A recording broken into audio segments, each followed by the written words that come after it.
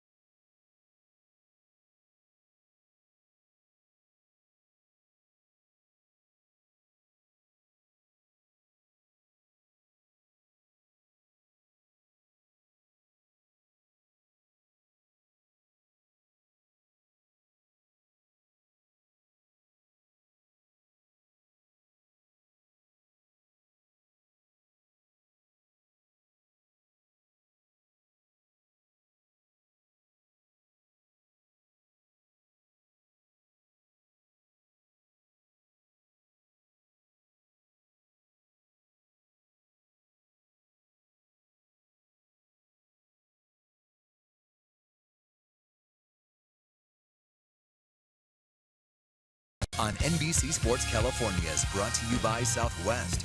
Yes to low fares with nothing to hide. That's transparency. By Toyota, the full-line automaker with the longest-lasting vehicles in America. Toyota, let's go places. And by Jack in the Box.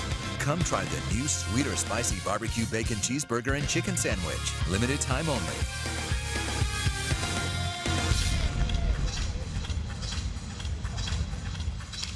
Well, welcome back to Tropicana Field, where we're just about set for Game 2 of the doubleheader. A's lose Game 1 6-5 in 10 innings, so they'll try to gain a split in this doubleheader. Game time weather is presented by the Santa Cruz Beach Boardwalk. Get to the beach. The admission-free boardwalk is open daily. So it's about 6:50 local time here in St. Petersburg. Outside, it's a beautiful 78 degrees, pretty humid, as always here in Florida. We need a little luck tonight, so we hauled out the Ricky Carney. Who else was on there? Jose? Carney and Mark and right. Jose. And perfect. That's what we need. Ricky. That's the shirt that's going to get the A's a win here in Game 2. So the A's shifting to the all-gray uniforms. The Rays will go back to their normal home uniforms as they pay tribute to the 70s in Game 1 and help them get a win. Yeah, kept the guys back in the studio. They were talking about Stephen Vogt not catching. Josh Phegley, he caught 6 innings in the first game. And, you know, I think what Joe Stiglitz said is really true, because the Rays like to run. And one thing that Phegley can do, and Stephen Vogt actually said it, is said he can block balls and he can throw it. He does a very good job doing both. And So in that case, I'm not surprised to see Phegley start this game, because at least it could bring Vogt in later if necessary. He ended up catching 5 innings just because of coming in the way he did. So the A's take the field. Let's take a look at the starting lineup for the Athletics. It's brought to you by Southwest Airlines, and here it is. Rajai Davis is in there in game 2. He's in center field. Matt Olson will be in right field. Ryan Healy plays third base. Chris Davis will get the designated hitter duties. Then Alonso, Pinder, Brugman's in left. Phegley will catch again, and Adam Rosales gets the start at shortstop. And it would be Matt Andriese on the mound for the Tampa Bay Rays. Andriese will be making his 12th start, a record of 5-1. And we're told by Jeff, our great stat man, that he has a problem with balks. We'll see if that is the case today, if guys can get on base with him. But he's a good pitcher. He knows how to pitch. And when he's 5-1 with a .345 earned run average, says a lot about his ability to get outs. Defensively for the Rays, they line up like this. In the outfield, it's Borges, Smith, and Souza. And the infield, Featherston is at third, Beckham's at short, Robertson is at second, Morrison is the first baseman, and Jesus Sucre is your catcher. Sucre behind the dish for game 2.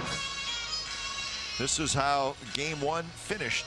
Peter Borges led off the bottom of the 10th with a single, went to second on a wild pitch, and then Longoria on a 3-2 pitch gets credited with a walk-off single. That was it. 6-5 was the final score. The Rays over the A's. So the Rays have taken the first 2 games in this series. The A's are going to have to battle back with this game and then an afternoon game again tomorrow before an off day in Miami.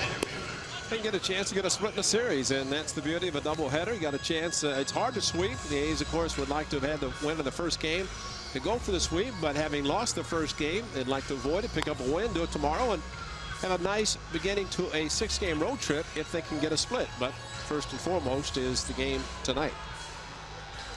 Sonny Gray, really disappointed in the outcome of the game. He had good stuff. Sonny Gray had 10 strikeouts in 6 innings. He gave up 5 runs, but just 2 earned runs. He pitched pretty well, but not well enough. So we got a no decision. Liam Hendricks took the loss. So we're set for game 2 of the doubleheader as Rajai Davis steps in. Rajai Davis was a pinch runner in game 1, and he scored a run. And the first pitch of the game from Matt Andriese is a little bit inside. So we're underway. The first game of the doubleheader took 3 hours and 54 minutes, so it was a long one. Quite a few pitchers used. Rays used 6 relievers. A's used 4 relievers. Second pitch of the game is popped up right side of the infield. That's Robertson who grabs it.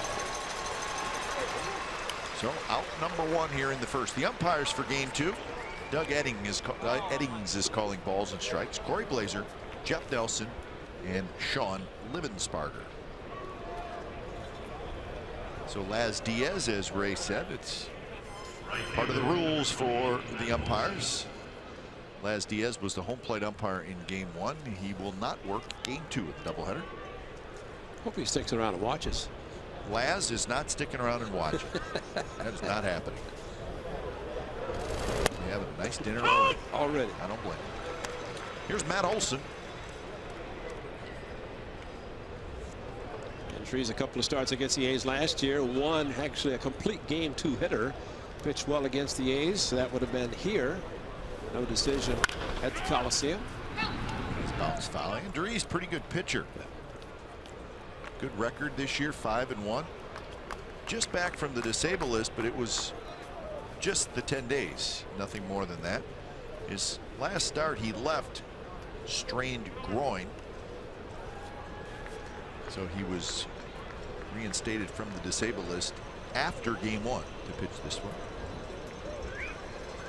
3.45 ERA. Last year, Andriese both started and pitched out of the bullpen. Won 8 games for the Rays. So 19 starts and 10 relief appearances.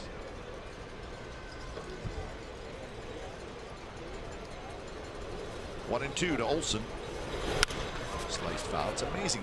The last maybe 10 years, the young pitchers that the Rays turn out, there's like 2 new guys every year. Every year, exactly. And they use them for trades. Yeah, big time. Yeah, and I mean, it just goes every year. Credit to Jim Hickey, the pitching coach. Tom Foley, now the bench coach, was the third base coach. They're back in their normal uniforms. No throwbacks in the second game. I'm surprised they didn't want to wear them game 2. Although they struck out a lot, which they do anyway. 1-2 to Olsen. But these young pitchers that the Rays keep throwing out there, not only are they good, but then when you do trade them, you get good people back. Wasn't that long ago where they were running David Price and James Shields out there. Well, I was just going to say they traded those guys. Matt Moore last year to the Giants. But every time they trade somebody, they bring up somebody new. So it is a good system with regard to pitching. Chris Archer, he came in a trade. Alex Cobb, they talk a lot about Cobb being a guy who may very well get traded, and they may. But boy, young quality pitchers, it's the greatest thing to have if you're an organization. Swing and a miss, struck him out. So long at bat, Olsen strikes out. True story brought to you by McDonald's. Here it is, Ray. May 14th of last year, right here. Pete Matt Andrees, the shutout. 9 innings, 2 hits, no walks, 5 strikeouts, 106 pitches, and he just mowed right through the Athletics. Kendall Graveman, his opposite number, as Billy Burns with the ground ball back, and he did about everything you'd like to see. Very excited after he had the complete game. He's 27 years old, good size, 6'2", 220 pounds.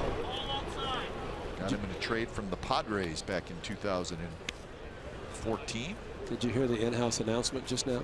I heard something. What was it? It said to Glenn Kuiper there will be more pizza delivered. We're a little late, but it will show up. Yeah, I know they're late. It's not happy with it. In the hole, diving attempt by Beckham, but that's a base hit for Healy. Yeah, well, that just brightened my day after a walk-off loss. Yeah. To go down and there's no pizza. Everybody's standing around wondering, and they just made the announcement. It's going to barge in there. It's on its way. It'll be here by the end of the game.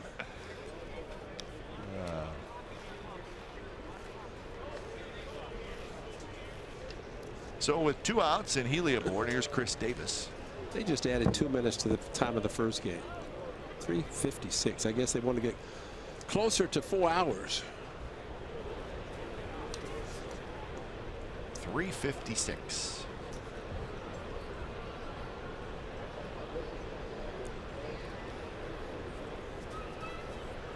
Chris Davis, the DH, swings and misses. So I want to run this Matt Andrees trade by you.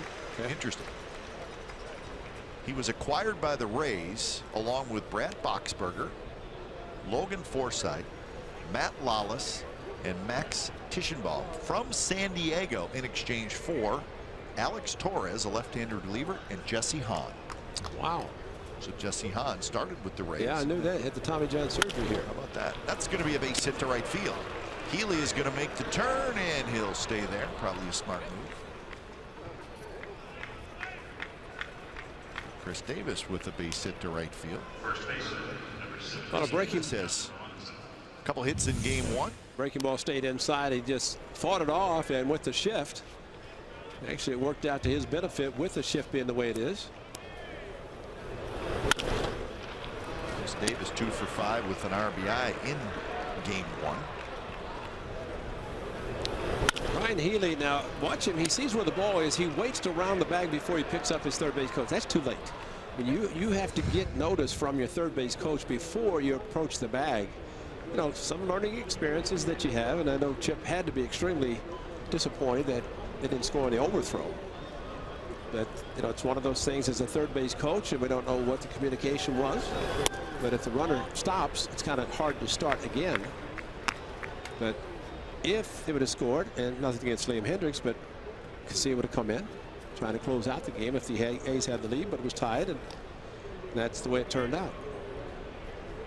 1-0 the count to Yonder Alonso. He had 3 hits, including a couple of doubles in game 1.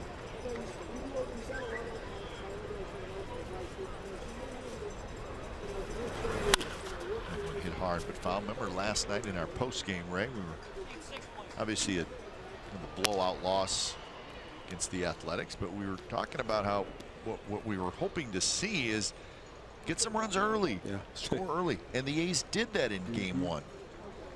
Scored 3 in the 3rd. They had a 3-0 lead, but they just could not hold it.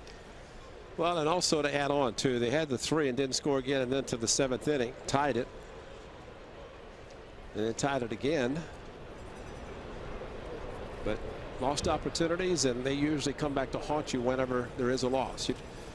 You don't think too much about it whenever you have the lead and you win. But a bases loaded, nobody out, 1-2-3 double play.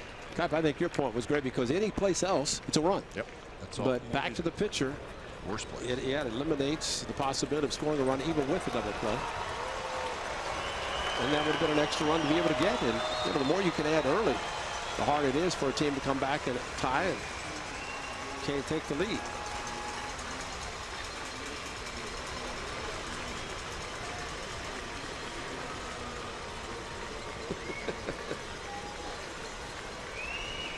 One and 2 to Yonder Alonso. He's trying to get on the board early and take an early lead again. Little flare. Beckham out. Beckham still going out, and it falls. It bounces over the head of Beckham, and now Davis has to hustle back. Run comes in to score. So the A's take a 1-0 lead on a bloop single by Yonder Alonso that scored Healy.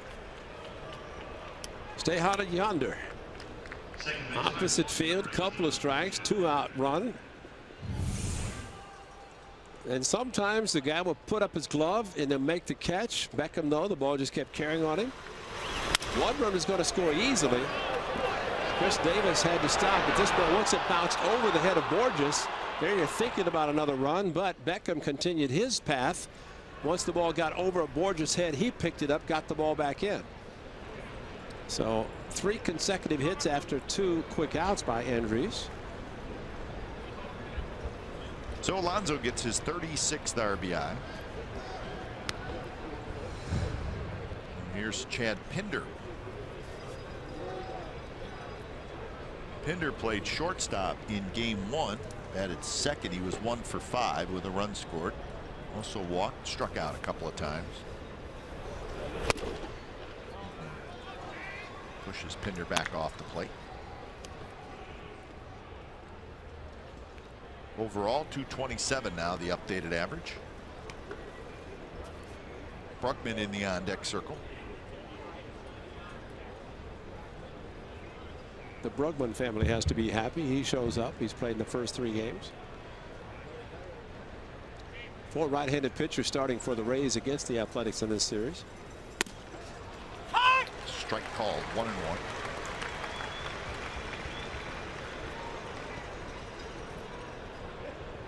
Drees got Davis and Olsen to open up the ball game, but has not been able to get the 3rd out. The A's have scored a run.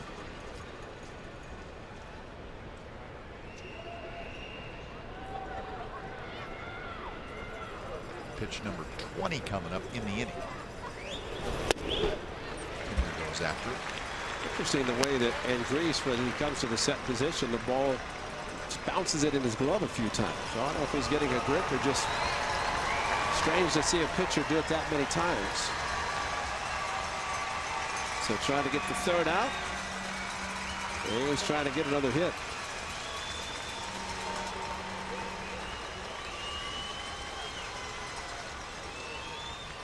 Watch what's this guy. 1, 2, 3, 4. And sets up. So maybe it's his setting up position. And then he changes the grip in his glove. Beckham has it. Long throw across the diamond just in time to get Pinder. He's going to run on 3 hits. So Sean Manaea with an early run to work with. He is set to get back to work. 1-0 A's lead.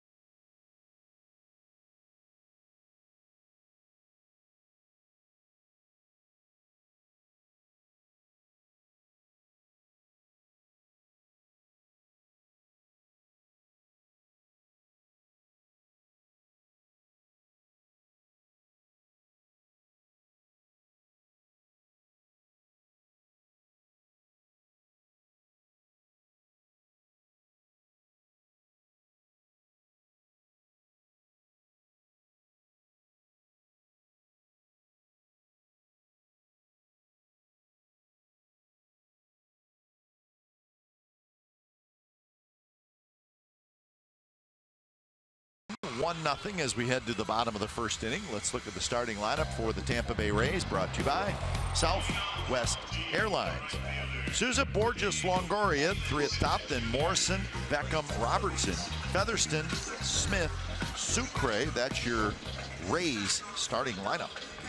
Sean Manaea pitched well against the Rays last year. 1 start, 8 shutout innings, and trying to keep his streak alive as he makes a start here at Tropicana Field. He's faced the Rays last year at the Coliseum.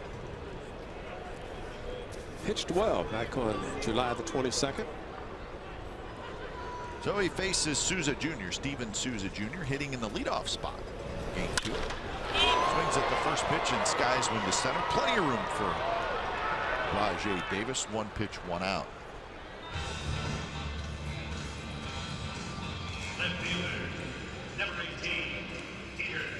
So that'll bring up Peter Borges.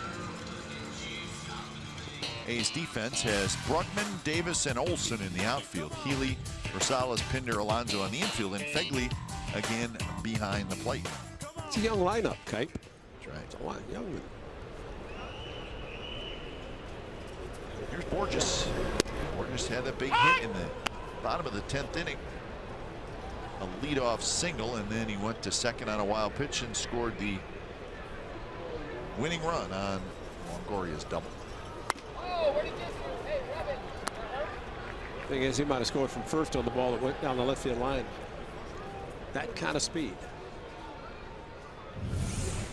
But a fastball in, back up. See, everything he does is quick. I wouldn't take one of the ribs for the team for that either. That could be trouble. And he can fly, folks. Bounces off the wall. Rajai Davis picks it up. Borges around second, and he puts on the brakes. And he did the right thing. I think he would have been out. I think so also, and the throw coming into third base, of course, as aggressively as he rounds second, but he had 3 on his mind, especially with the ball into the gap. But give Rajai Davis some credit. Matt Olson in right field, getting to the ball quickly and getting it back in. Rajai playing the care of it. Peter Borges can run. And he's thinking 3 had it, and watch him put on the stop. Get back and throw went to third base, but you're right, Cab. He'd have been out by 20 feet. Pitch cast brought to you by Penn Fed Credit Union. But you know, from his standpoint, he wanted to get to third where he could stand with 1 out. Now he's at second. It's going to take a base hit to the outfield where the infield might have been playing in, but with this guy at the plate, be careful with Evan Longoria. Longoria DHing here. Game 2, pitches high. It turned out to be a good game for him after striking out on a pitch way out of the strike zone to Sonny Gray. A couple of doubles with the RBI game-winning hit. And plus, he was going to DH a second game, so he's off his feet. Drives to left, and that's going to get down for a hit. Cut off by Brugman, but Longoria is going to have a long single. Coming into scores Borges, and just like that, we're tied at 1 apiece. And Brugman did a nice job to get over there and cut it off. Otherwise, it would have been a double. Hanging breaking ball, needs to go to the back foot, left it out onto the plate and up. It's Sean Manaea. And just that quickly, 2 pitches. And Brugman a very good job, because that's going to be an easy double for Longoria, but got to it, keeping Longoria at first. Now you wish Borges would have tried for 3. Yep. So Longoria gets his 33rd RBI, and here's Logan Morrison.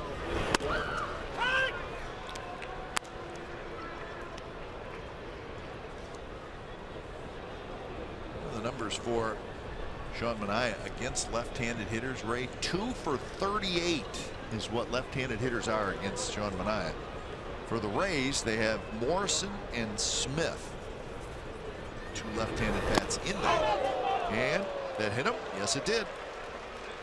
And it hit him on his padding, because if he didn't have any padding, let's see if he does, because it sounded like a thud. Something happened, but got him on the right elbow. Ball running up and in.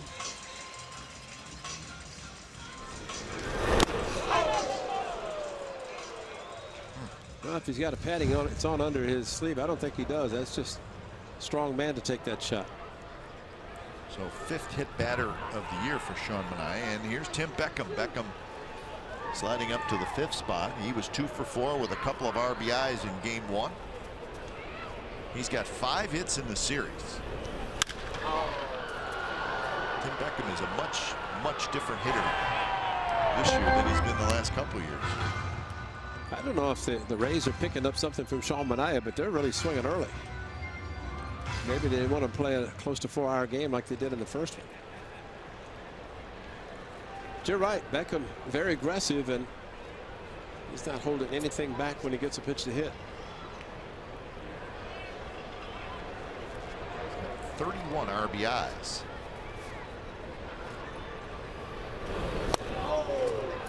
Off speed pitch, swings through that one. Not tonight, any 95-mile-per-hour fastball is our fast pitch brought to you by Xfinity, the fastest Wi-Fi at home and on the go. 0-2 to Beckham with Daniel Robertson waiting in the on-deck circle.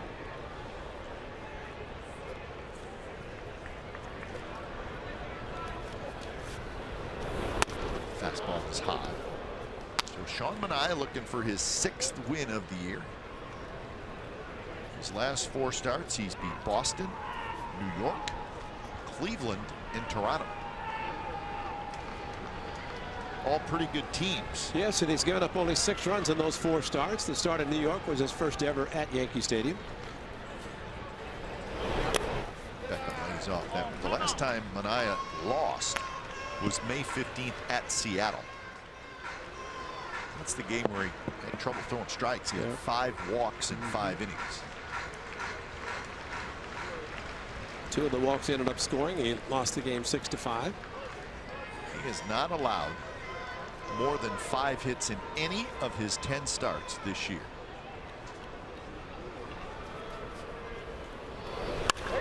And that one golfed down the left field line. Brugman on the move. Brugman makes the running catch, spins around and fires it back in. Terrific catch by Jacob Brugman. Well, the glove on his right hand, which really helped, but what a tremendous play to be able to run as far as he did, jump up and grab the ball. Family, Jay and Jay Lee, his father and his mother, and very happy. This ball looked like it's hooking. 2 runs are going to score. He jumped, caught it, brought it back in quickly. And a very nice play by the young left fielder, and playing a doubleheader. Evan Longoria is thinking, I got to score a run and hold on just a minute, and started, got back, and had to hurry to get back. And what a play by Brugman to rob him of extra bases. I think gloves on the other hand. I don't know if he catches. I don't think he can go across his body. I agree. Here's Robertson. Fastball right there, first strike. Watch the advantage of having the glove on the right hand. There. To be out stretch and bring it down, but across his body you don't run as fast. Not able to take the same type of jump.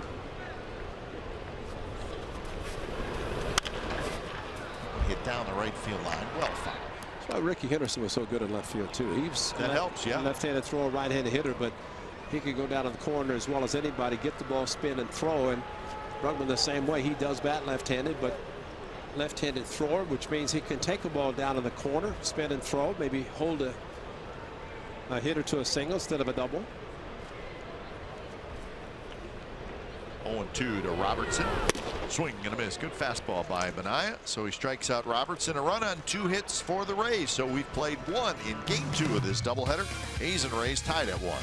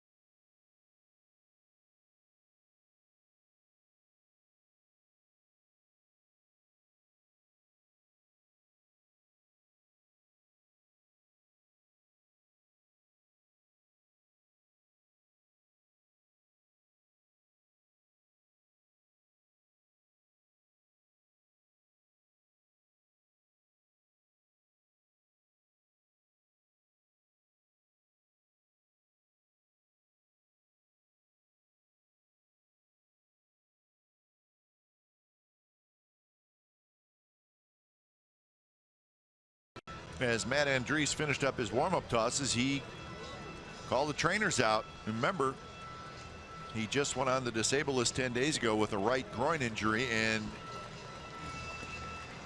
it looks like that's the same thing that's bothering him. Let me ask you a question, okay? If he had gone on the 15-day deal, you think it'd have been hurting today? Maybe not. You know, they have a 10-day, and they say, hey, let's hurry up and get him because it's only 10 days. So, who? That's right. That's who's coming in. Who? Who? Chi-Wei Hu is coming in, and he has got as much time as he needs to warm up. He's the 26th man that was called up. So when it's time for change, think Speedy Oil Change and Auto Service, your trusted oil change tune-up and repair experts.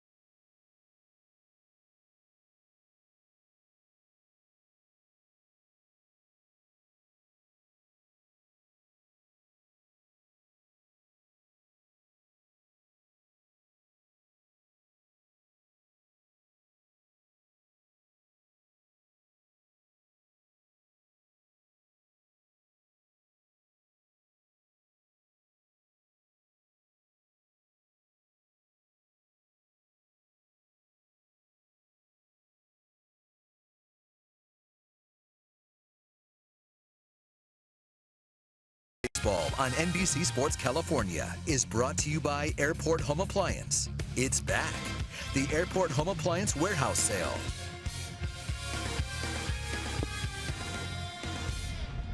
One-to-one A's Rays, top of the second inning, so the Rays have gone to the bullpen early. Chi-Wei Hu is the new pitcher, the right-hander. Again, he was the extra man brought up for the doubleheader, and he probably didn't think he'd be in the game in the second inning. Probably not. But he is. He's been up and down this year 3 different times between the Rays and AAA. And from the A's standpoint, they planned for Andriese to start the game. You can see Darren Bush, the A's hitting coach, with all the scouting reports, and 1 inning and maybe 3 consecutive hits, and Pinder grounding out, extended the inning, and couldn't make it into the second after his warm-up tosses. Chi-Wei Hu, who's 23 years old. He's from Taiwan. He's been pitching mostly out of the bullpen for AAA Durham. Facing Brugman. Brugman hits one in the air to left field, backing up his Borges, but he's got room. Borges has it. Jacob Brugman is retired. He had a moment in Game 1 of the doubleheader, and here it is. Ramirez with a base hit, center field, his first major league hit. Watch this. Catches it, throws another ball in the stands, but it's not the actual ball. Oh, the oldie. No, that's only started about a couple of days ago, I think. So one away here in the second inning, and here's Josh Phegley. If you look at the first game, 6 pitchers used out of the bullpen by the Rays, but not one pitched more than 1 inning. Yeah, they went a total of 4 2/3 innings. Did those 6 guys? So you're right. So I mean, there's no reason why really any of those guys couldn't pitch. As I look at their pitch counts, Colomé threw 22. That's the most. He blew the save.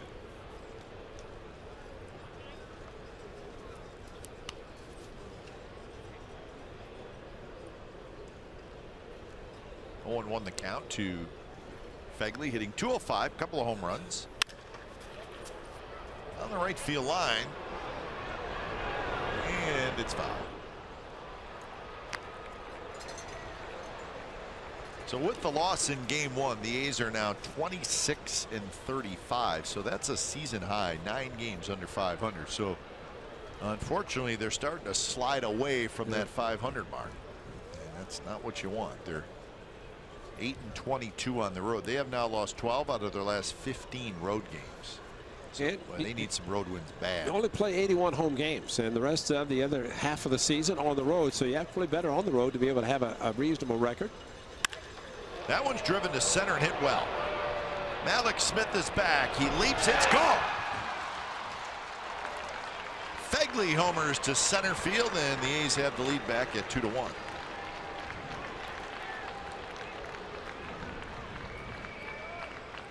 Well, Cap, we talk about mistakes being made by a pitcher. And Josh Phegley, after fouling a couple to the right side, got a fastball and tried to get inside. Look at Sucre. Look at the location of the pitch right down the middle. Got a chance to extend his arms. And Josh Phegley, number 3 on the season, is first against a righty. Straight away center field, a very strong young man. And this on an 0-2 fastball. That location was bad. He took advantage. Nice effort by Smith. No chance. The A's did not home in the first game. Second inning of Game 2, they do.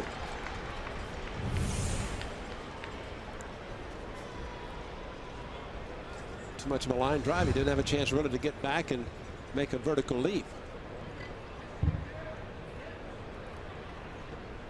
All right, they're 500 when they homer.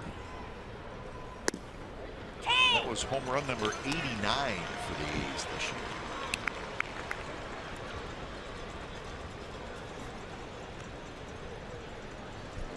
Who jumps ahead 0-2 to Adam Rosales in the dirt.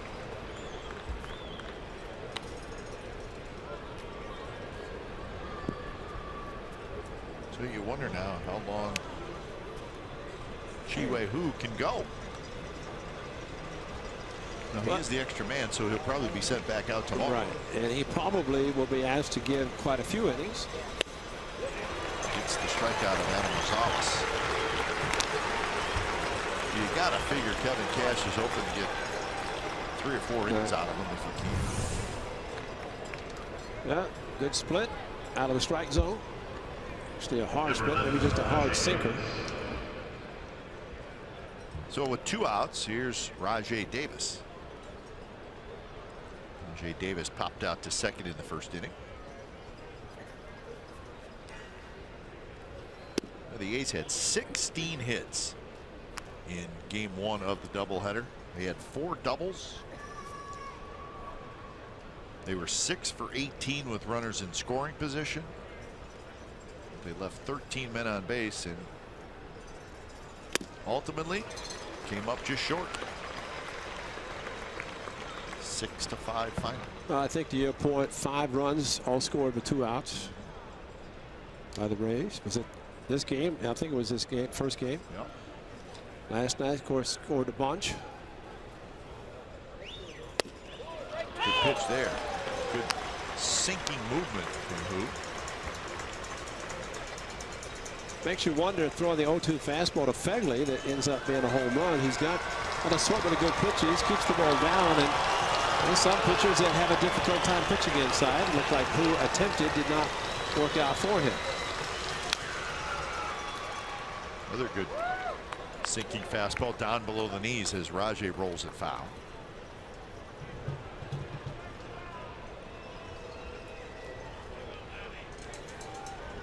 I think the important thing for the A's to get the lead, which they have done, keep adding on, because Kevin Cash would like to get the number of innings out of Who, but also go to his bullpen, the guys who, most of them, if not all, pitched in the first game.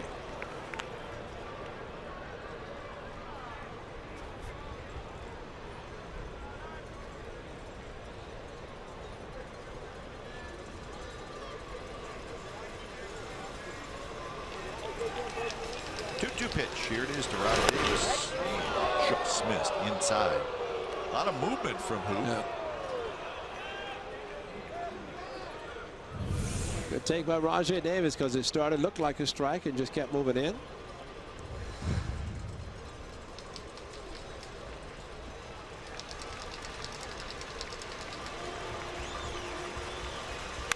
Foul back. Good swing by Raj Davis.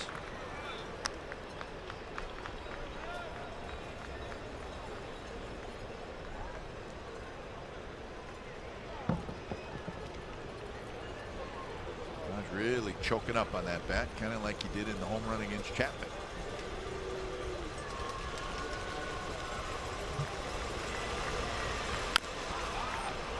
Caught a bit of Davis's foot.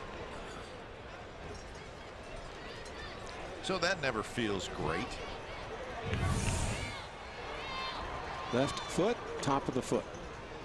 Especially when you have protection up the shin and it misses it. Of course.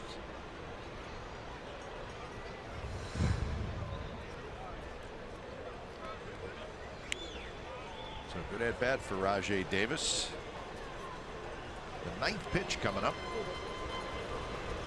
Phegley's home run has given the A's lead here in the second inning.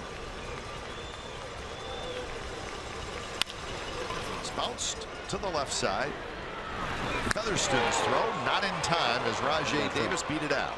How about that? So Featherston, I don't know that he took his time. No. Rajai was just busting it down the line. Playing deep, took it. A little bit of a crow hop, and then hurriedly, and Rajai Davis was across the bag. Morrison tried to cheat a little bit coming off the bag, but this is all Rajai after he fouled the ball off the top of his left foot. I know you can run that fast too, Cat. To the lunchroom. Now steals second. Score a run. All things good. Olsen get his first hit.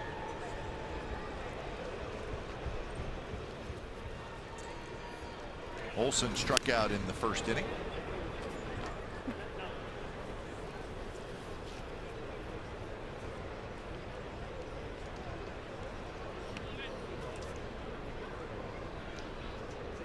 Olsen, 23 years old.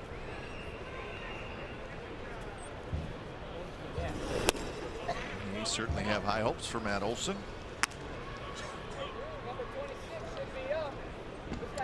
He's really very, very good defensive first baseman. Showing his versatility with his right field play, because talking about Ryan Healy being a natural first baseman, if the move is made, depending what happens to Yonder Alonso, because being a free agent after this season. The A's had some very good players at the minor league level, and you're looking at one there, Matt Olson, comes Matt Chapman, Yonder, having a fantastic season, and of course defense, offense, complete year for Yonder. 2-0 count to Olson. He got a good jump, swing and a miss, throw to second base. Got it. Talk about a perfect throw. Beckham put the tag down. Sucre made a pretty good throw. It was in the dirt, but Beckham grabbed it. Hayes will check to see just how close it was. He may have snuck his left hand in there. Did he get under it? Tag him on the left arm. Higher. They're going to take a look at it. And right there, if you got him there, his hand's already on the bag. So we shall see. Safe. I think he is too. So the crew chief, Jeff Nelson, who made the call, will go there to the side. Check the left hand and look at the tag. As Beckham tagged him on the side, looked like maybe the hand got under. Unfortunately, he was called out. That's the bad thing. The ball beat him, but he missed him. I think he's safe. He missed him initially. That's probably the best look right there. In fact, they have this robotic high. What, center field there? I know it's up high like a robotic camera, and sometimes the best look. Matter of fact, Adam Roden talked about Beckham at second base last night. Looked like that he would have been out based on that look. All right, here's updated through Thursday's games. Confirmed means they made the right call. Stands means not enough evidence to change it. And then overturned, Ray, 252. Well, let's hope it's 253. 252. Looking for 253. I hear 253. I think you're going to get what you're asking. 253 calls overturned. I don't know why people argue about looking at these calls and making sure that they're right. But you know, the one thing Beckham did that hurt him, a great throw by Sucre. If Beckham goes, sees in front of the bag,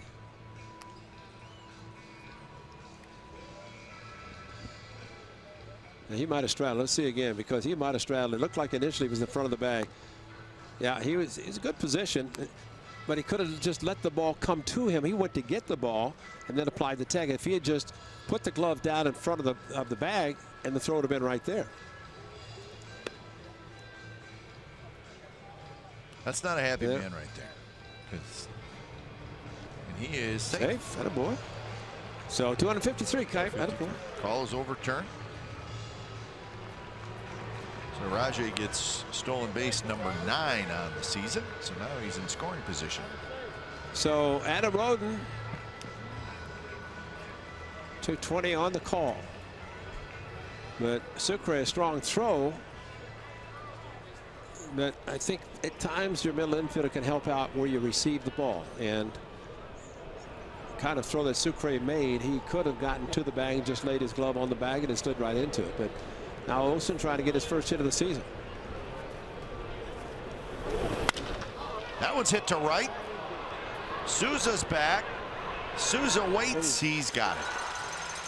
Maybe a little bit off the end of the bat. Yeah. But the A's do get a run thanks to Josh Fegley. He goes center field. So 2-1 A's after an inning and a half.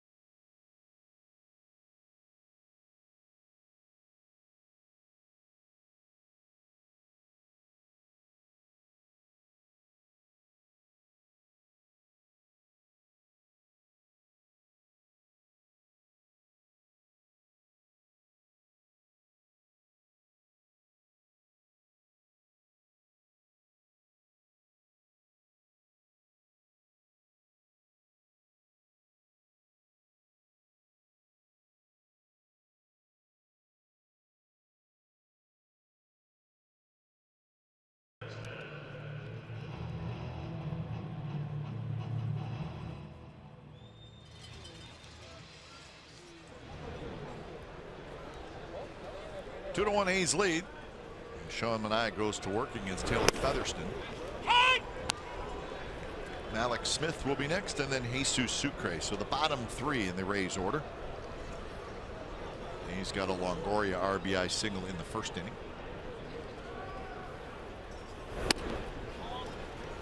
Well, you like to see good plays made defensively, and Brugman made the play to save a couple, maybe 2 runs. Who knows what would have happened, but great defensive play, and that right now stands out, especially after the A's able to take and retake the lead with Fegley's home run.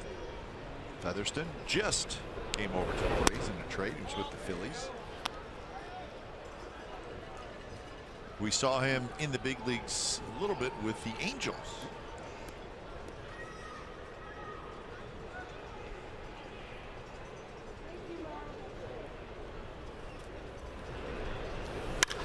Pitch is hit high in the air. Looking up is Rajay Davis. Now he finds it. Took him a little while. Time now for the Nissan keys to the game, and for Sean Manaea, as we have discussed, keep it going. He's 4-0 his last starts. He's, of course, 1-2 at the Coliseum, 1-2 on the road. Needs to continue the pitching well, and for the A's to avoid the doubleheader sweep.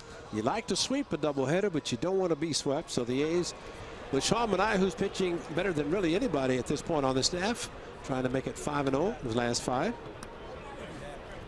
This guy mentioned he lost his first start after returning from the DL, walked 5, but he's won 4 consecutive games. He faces Malik Smith. Smith dropped down in the order to the 8th spot. He was 1 for 5 with a run scored and a couple of strikeouts in game 1 of the doubleheader. It's quickly 0-2. If you mentioned the batting average lefties versus Sean Manaea, one of the home runs, you could see the home run, that was Joey Gallo, remember, in Arlington, Texas, on a slider. That maybe a learning experience for Sean Manaea, because after that slider against a lefty, he's thrown it hard. You got to throw the slider hard, because you get strong guys, they're bailing anyway, lefty on lefty. They don't see a lot of left-handed pitchers. But Manaea, is this pitch up and in? Gives a little thought process in the left-handed hitter with the fastball there.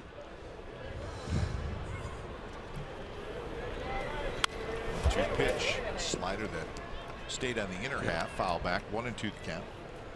See, that's the one that's a good break, but he needs to throw it hard, almost to get the sweeping breaking ball. He doesn't see a lot of lefties anyway.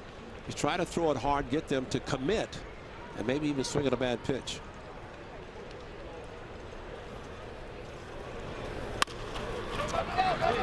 Salas charges, goes to first, and just gets Smith on a close play.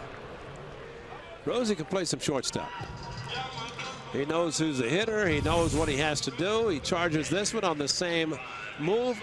Throws a very strong arm. If he stops to little crow hop, Smith would probably beat it out. So Rosie knows who the hitter is, knows the speed, and knows what he has to do to get the out. Did it perfectly. So 2 away. Here's Sucre.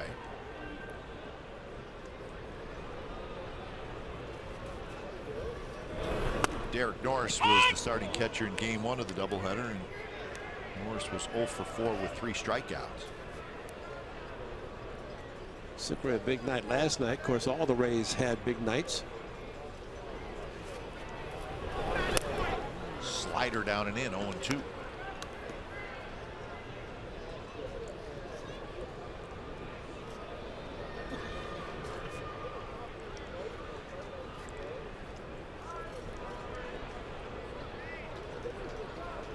Manaea looking for a nice quick inning.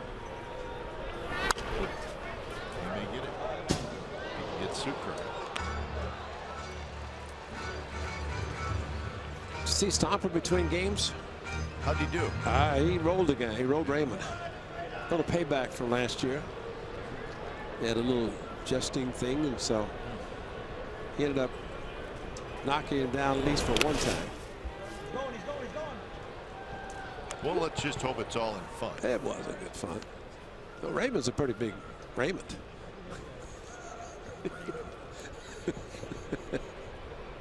As in Ray. Get it? Rays. I know, Rays and then Raymond. That's right.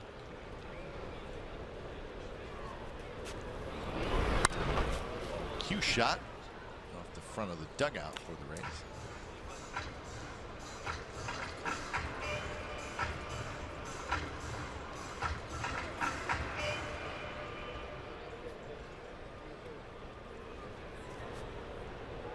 So 1-2.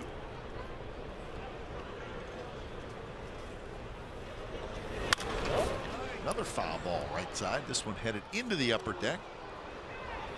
This fans' hands and back down the runway. Putting a big hard slider down and in. Let him think it's another fastball and swing over it. Throw it hard though.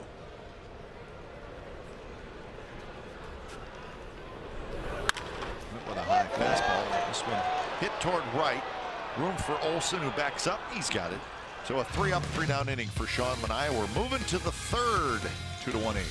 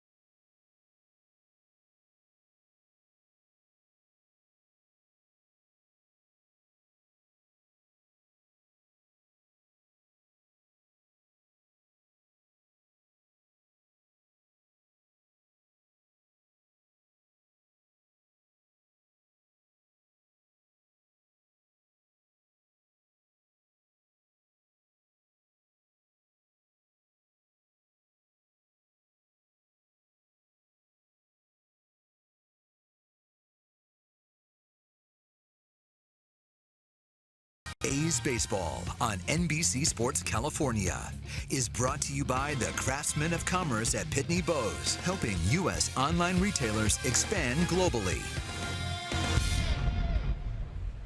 Well, if you don't want to be at the ballpark, you could be there. That wouldn't be so terrible. This is a quiet second game crowd, Cap. I think the fans are tired. Maybe playing 2 games for fans a bit tiring. Was it just a very quiet crowd today? It's quiet, yeah. Tonight, today, whatever it is. Yeah, I mean, but doesn't it seem quiet, or is it me? I mean, it's just mellow crowd. They were pretty active in game 1. Yeah, but maybe they're so unaccustomed to a doubleheader they don't know how to react. Maybe just a little bit tired.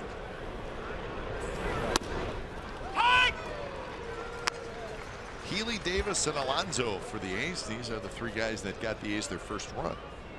They won 3 consecutive singles. Oh, wow, what happened? He's a 1-gamer. He's not sticking around for 2. Put a cover on it. That was pretty impressive. You hear the organist during the first game? Well, it was impressive, but him leaving after game 1 is not impressive. So he's back to square one with you and I. That's right. Gee, I wish they wouldn't have shown that. Now they know we'll never hear the organist during the second game.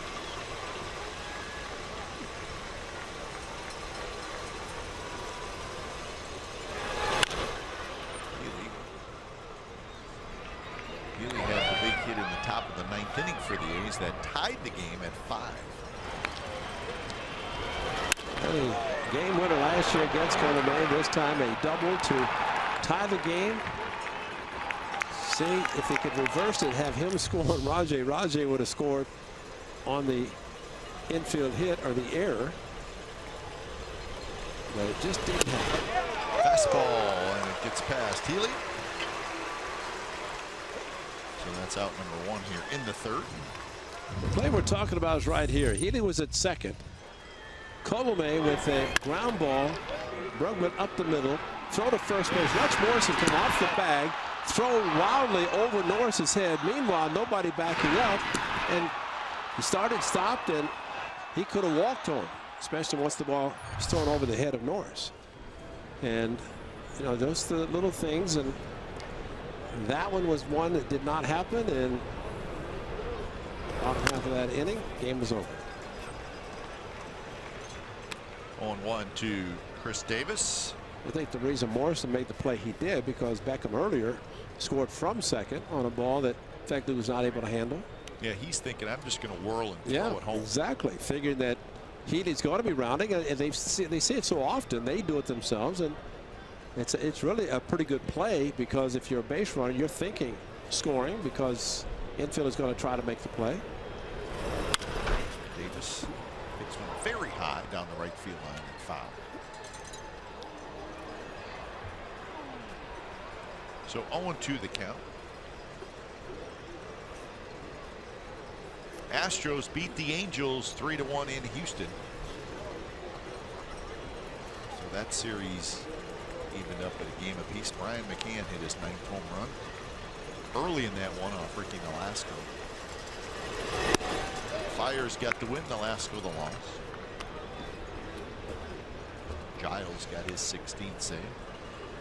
So the Astros get their 44th win.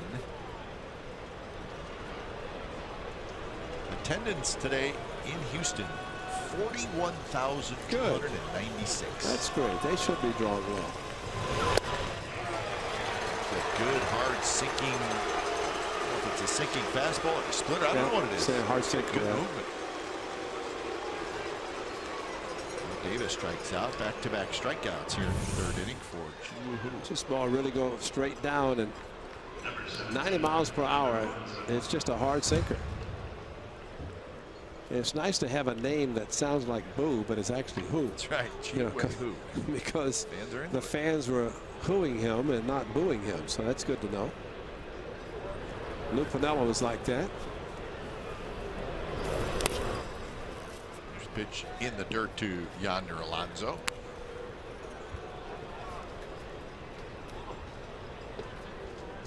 Blue Jays and the Mariners will play game 2 tonight in Seattle. Stroman for the Blue Jays, he's 6-2. Miranda, the left-hander for the Mariners, he is also 6-2. Mariners won last night 4-2, so they are playing great. Mariners have won 6 out of their last 7. They have got back to the 500 mark.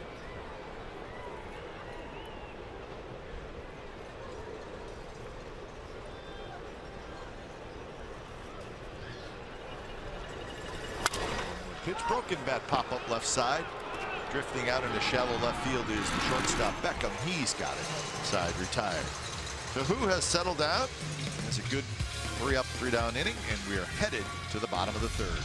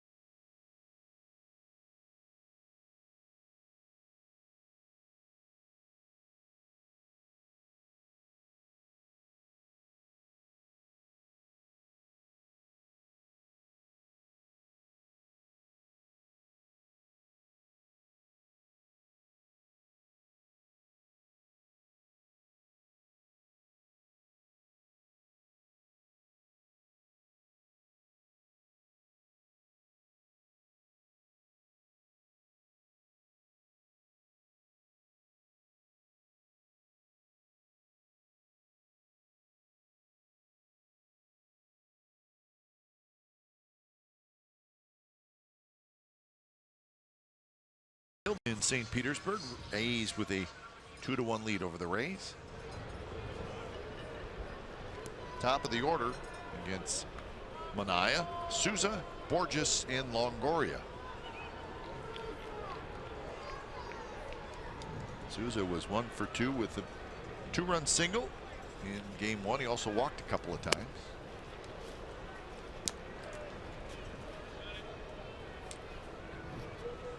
Hitting in the leadoff spot in game 2.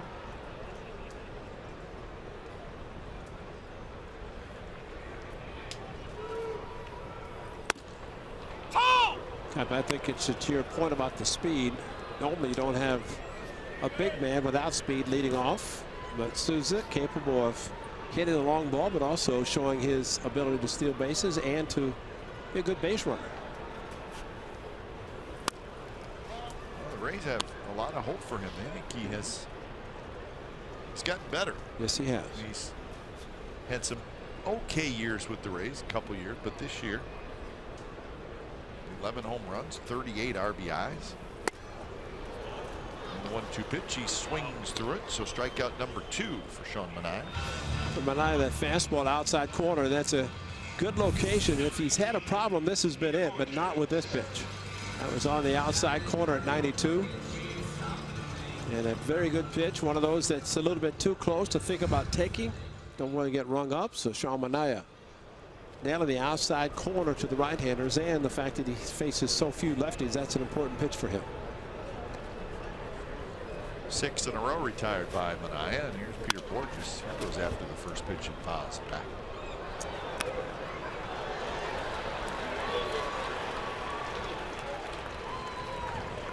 Yankees and the Orioles playing tonight at Yankee Stadium, and Yankees scored 6 runs in the bottom of the first inning. And Aaron Judge hit a home run.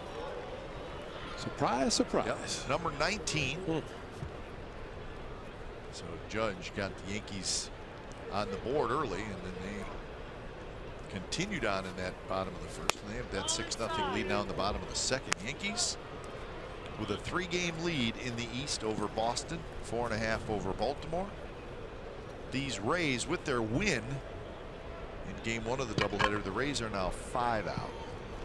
Rays are 33 and 31, and they've won 4 in a row. So the AL East should be a fun division to watch as the summer goes on. Toronto 3 games under, they're 7.5 back.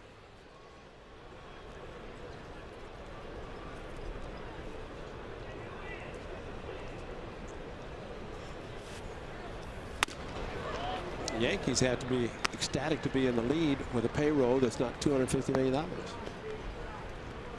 And it's going to go down, as we discussed in New York when A's were playing the Yankees. I think the Yankees are probably pretty happy with where they're at. Minor league system stacked. Borges, the 3-2 pitch was outside, so Borges is aboard for the second time.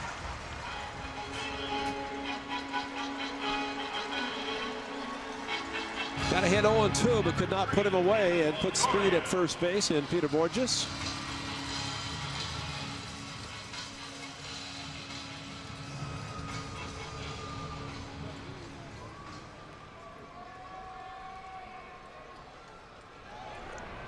So that'll bring up Longoria.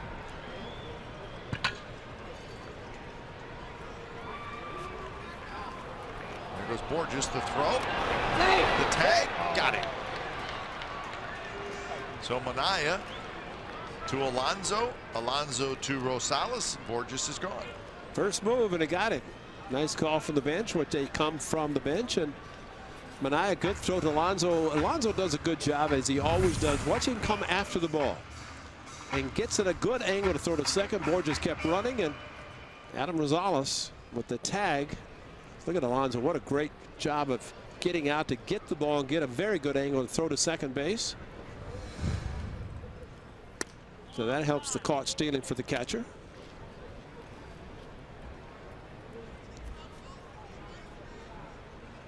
So base is empty with Longoria up. That's usually a good thing.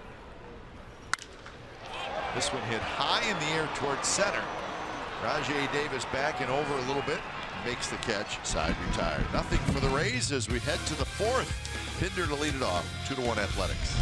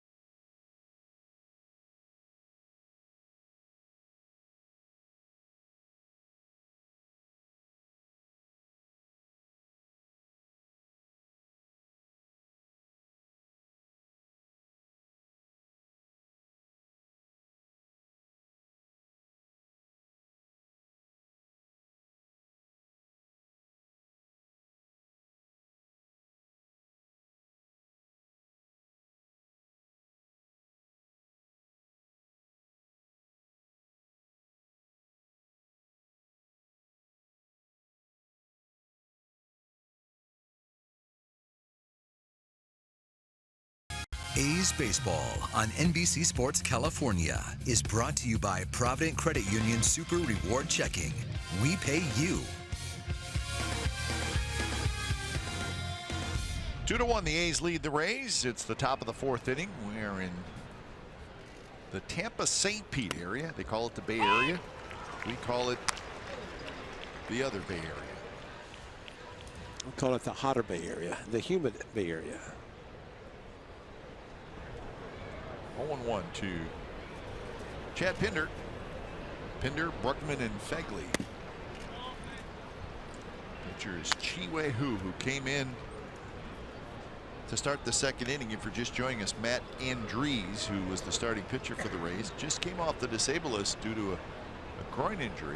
He threw one inning, and that was it. He had to leave, and it looked like it was the same injury. A right groin strain. Is that what they announced? That's what they announced. So he thought he came back 100%. Yeah. Heard John Smoltz the other night talking about. He said, I never thought I would admit it, something to that effect, but he said the 10-day DL is probably the ruination of pitching. And Harold Rhodes said, well, I said it all along. The what? It was ruination. It ruins pitching because it allows a pitcher to go on for 10 days, and to go 15, maybe they get the extra time, like we talked with Andrees. You know, the guys come back, they miss one start, but he's saying that because it's 10 days, they can put them on the DL. But first of all, that helps them. They only miss one start, but also it allows them to come back earlier, and maybe they're not ready. And look at. But couldn't you say that about a position player too? Well, yeah, but especially I think pitchers, because they're missing one start. Position player is going to miss 10 games on a 10-day DL. But I think from the pitcher, because in a rotation of 5, it's going to be basically one start. But you know, the unfortunate one for the A's, Kendall Graveman, he went on the 10-day, his shoulder came back, and he's back up. And that's one of the problems. So let's hope he's okay. Another strikeout for who? Yeah. This is not Matt Andrews. This guy is awesome. He performs.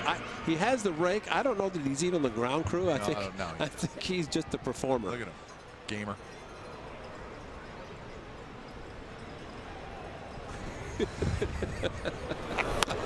Yeah, that's no DL for him with a groin injury.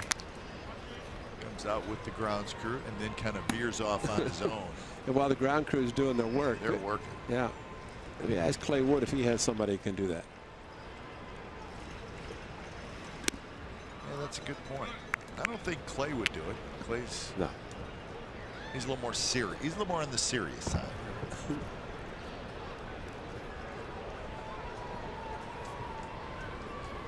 2-0 to Jacob Brugman.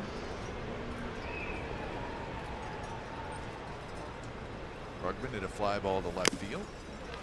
First at bat, now 2-1. It's like he's going for his first home run with that swing. 2-0, but the ball ran away from it. Brugman not only got his first major league hit in game 1 of the doubleheader, he actually had 2 hits. He was 2 for 4 with a walk, so he had a good ball game. He's now 2 for 9 as a big leaguer.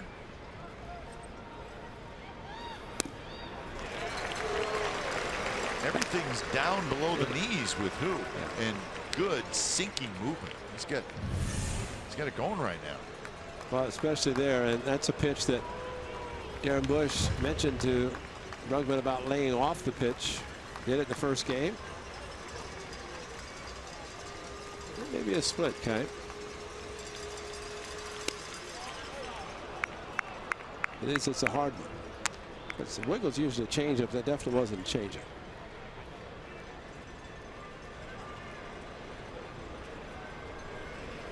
Three and 2 to Brugman with Fegley to follow.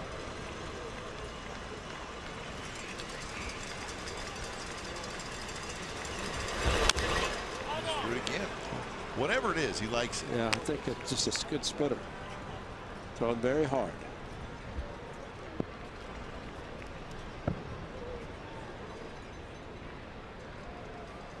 Brugman went to BYU.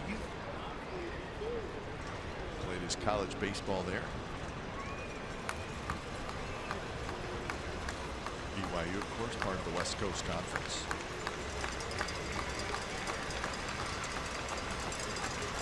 Not close, so Brugman, it's his second walk of the day.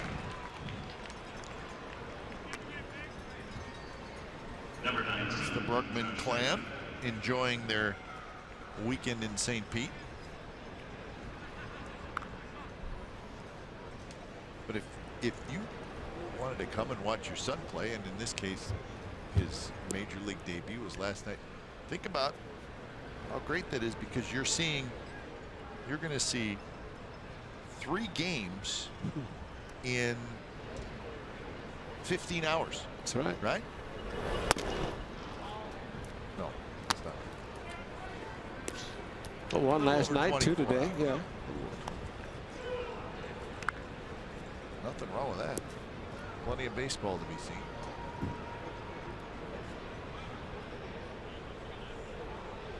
Well, probably the best thing to come for a 3-day weekend and see 4 games. Maybe another righty tomorrow, Chris Archer. He may get a chance to be in the game as well. I think the biggest thing for Brugman is the fact that he can play all 3 outfield positions. Good center fielder, where he's played a lot. And as he was coming in yesterday, Mark Canha had his bag and bats and headed down to Nashville. So it's been a tough year for Mark Canha to try to stay sharp with his swing. Dislocation on a fastball from who to Josh Fegley, and Fegley strong, crushed it. 3 home runs for Fegley, all away from the Coliseum. Angel Stadium, Yankee Stadium, Tropicana Field.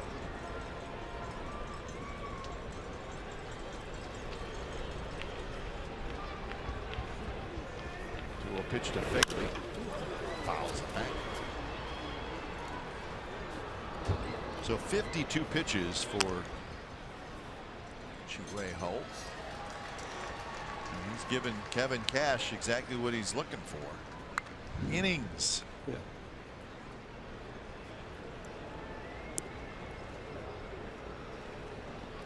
Keeping his team close.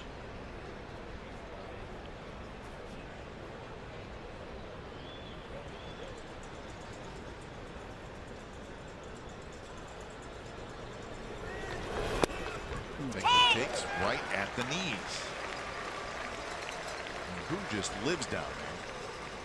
It's a great place to live. Below the knees or at the knees. Right at the bottom part of the strike zone.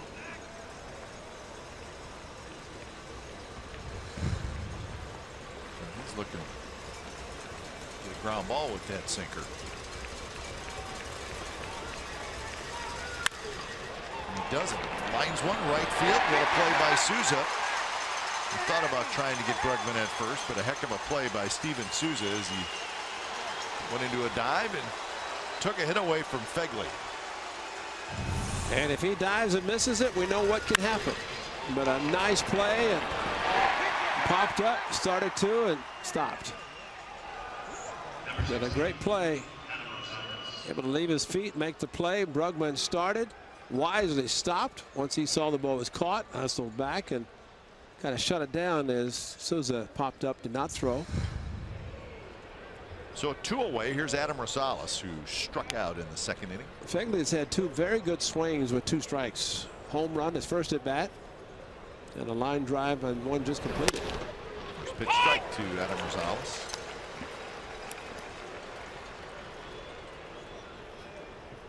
Who has 4 strikeouts in 2 2/3 innings. He's walked 1 and given up a couple of hits.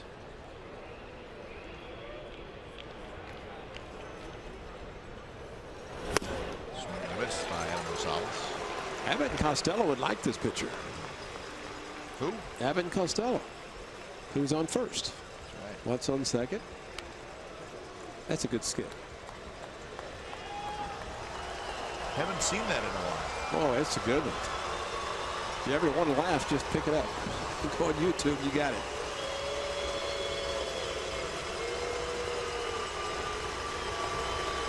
Two pitch is popped up.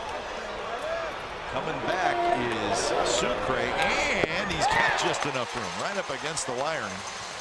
The Sucre makes the catch, and the A's do not score. Bottom of the 4th coming up.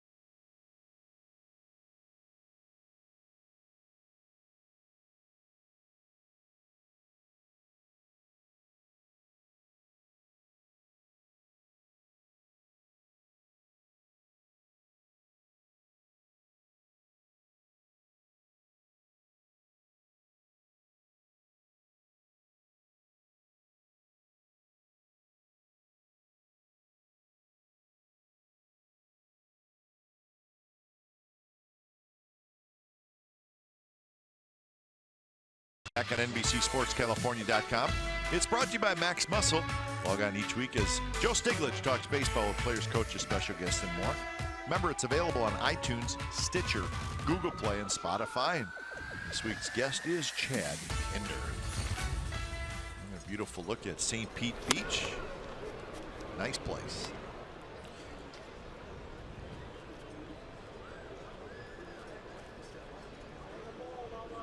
Good A's fans enjoying a 2-1 lead in the bottom of the 4th inning. Guy's got a glove on his knee. He's put the hand in, just getting ready for a foul ball. Always be ready. Slider just a touch inside. About Logan Morrison having such a great season, 17 home runs, but getting a chance to play against righties and lefties.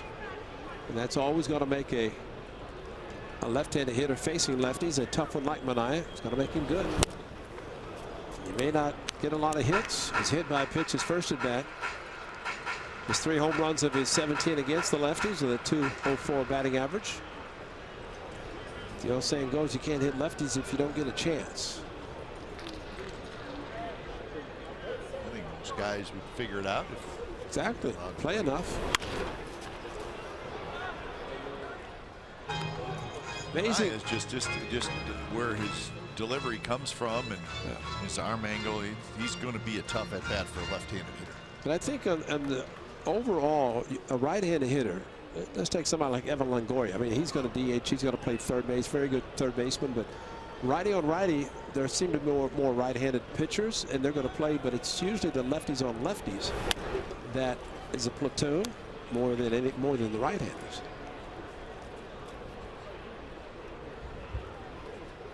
Beckham to follow, and then Robertson. So 4, 5, and 6 in the Rays lineup. Dickerson, Rasmus, Norris, Martinez, the extra players. Shift is on. Lowry scoops, he throws, and they get Morrison for out number 1.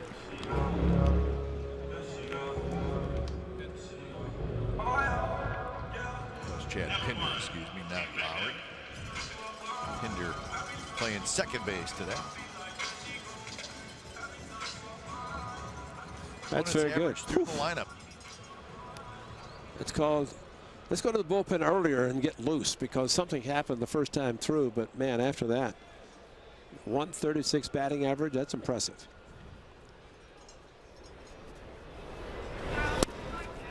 Change up and a good one to Beckham. Manaya has allowed 2 hits today, so he's allowed 37 hits on the year. And he's done that in 57 2/3 innings.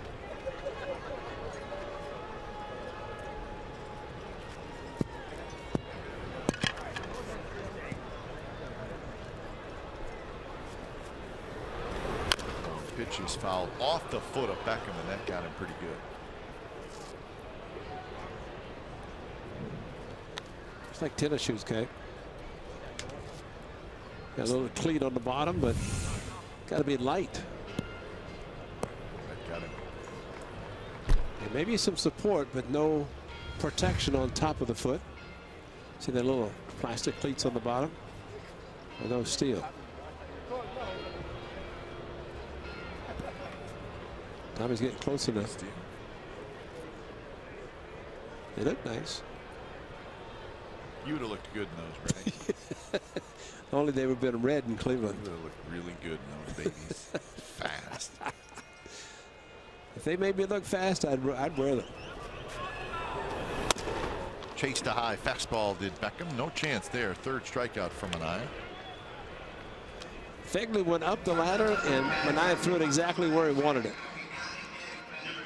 And look, here's a high target. It just goes right up, and see that angle, the way that yellow streak, that looked like that it was a rising fastball. Not something that's possible, but as you're a hitter, that's what it looks like, especially with a high fastball.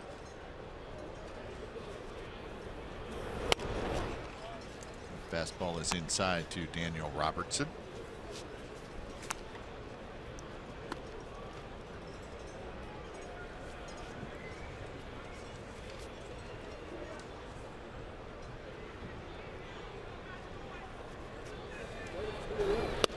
Right there, 1st strike, 1-1 the count.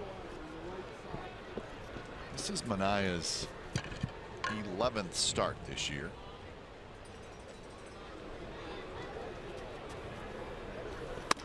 Swing and a miss. Pumping it in there right now. Daniel Robertson late.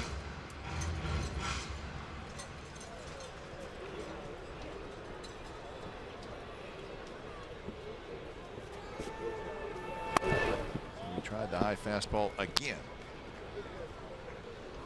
See, Sean Manaya's just going to get better and better every start, every season. He's tall. He's got a strong arm. Line drive, and that's going to get down for a hit. If he takes that slider instead of leaving it up like he did to Robertson and gets the ball down and in, It's going to be an unbelievably hard pitch to hit. Look at this. Consecutive games with 5 hits or less allowed and 2 or more innings pitched. Remember how we said in his first 10 starts this year, he has not allowed more than 5 hits. Well, you got to even take this back to last year, August of last year. So he has gone 16 consecutive appearances allowing 5 hits or less. Think about that. That's pretty impressive.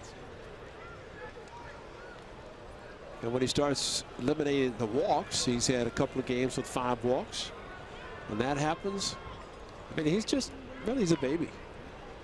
He's a large pitcher, but in baseball sense, he's very young, having made just a handful of starts last year, this year. Solid backhands. He'll throw to second. Pinder's there, side retired. So hitting a runner left. We're moving to the 5th. It's the A's 2 and the Rays 1.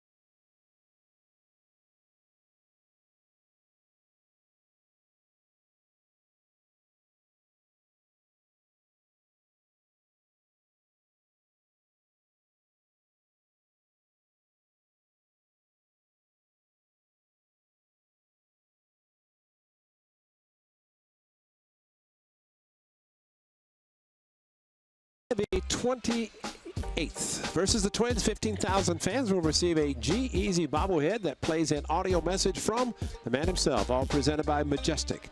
Bobblehead features Oakland's own G-Eazy, the world's famous rapper. Lifelong A's fans, plus he'll be at the game to throw out the ceremonial first pitch that night. For tickets, visit athletics.com/promotions. G-Eazy at the Coliseum and the bobblehead. Can't wait. Top of the order for the A's. They lead the Rays 2-1. Davis, Olsen, and Healy for the Athletics. It's Chi-Wei Hu who has done a good job. That one is hit to left center, and it's hit well. Going back is Smith, and Malik Smith in deep left center field makes the catch. Sometimes you hit the wrong part of the park, especially with the outfielders who can cover some ground. You think you've hit it well, you think you have a hit, and all of a sudden, there you are. Right fielder, Matt Olson. Alvarado warming up, the left-hander in the bullpen. He faced one hitter in game 1. 59 pitches for Chi-Wei Hu. Facing Matt Olson. Olson has struck out and hit a deep drive to right. That was caught. Check swing, lined into the seats. Who's just made one bad pitch, and that was the 0-2 fastball to Fegley. Otherwise, it is a game in which it's a tie game.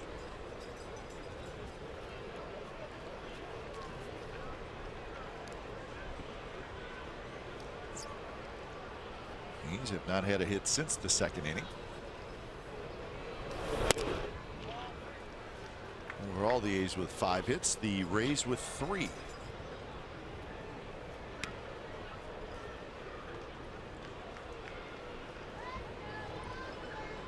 Shift is on for Olsen.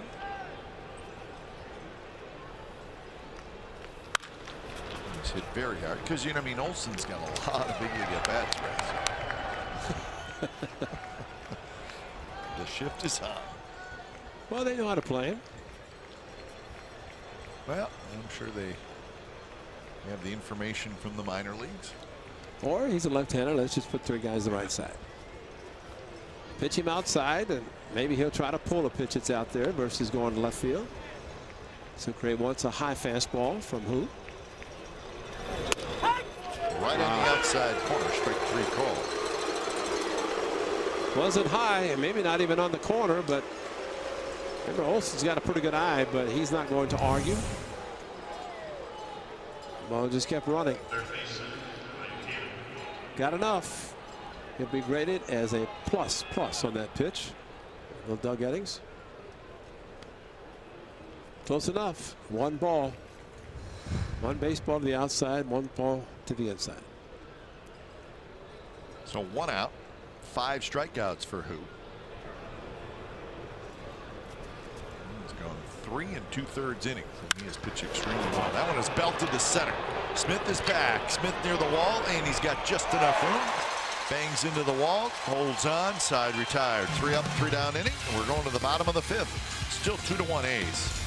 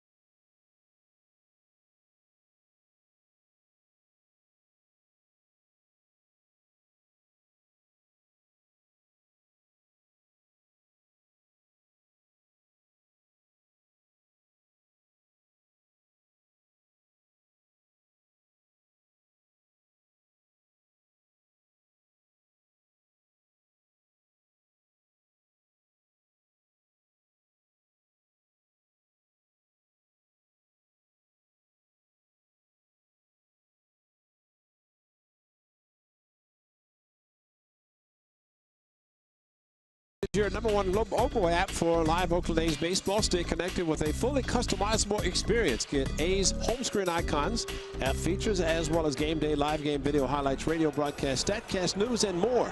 Download MLB.com at bat today. Alex Smith bunts, and it is going to be picked up, tagged, and then Alonso dropped it. And another ball, it's going to be foul, okay? Same hitter, Smith, who with Sonny Gray. That's a bunt base hit. They're giving him a hit. But the ball, Alonso thought he had a chance to catch, tag. Maybe he did. Missed him completely. I thought he tagged him. Yeah, I think he missed him. Never missed. Never. And plus the ball was rolling foul. And again, when you have that kind of a speed hitter and a ball down the line, it's going to be hard to throw him out. In the case, Alonso tried to tag him, but he missed him. So it is a base hit. And like the air that Sonny Gray got that resulted in a couple of unearned runs. Cap, I think he listened to you after the first game. He's got a massive lead. Timeout called. Sucre is the hitter. That's one of the signs given by Josh Phegley, and that's called a hold.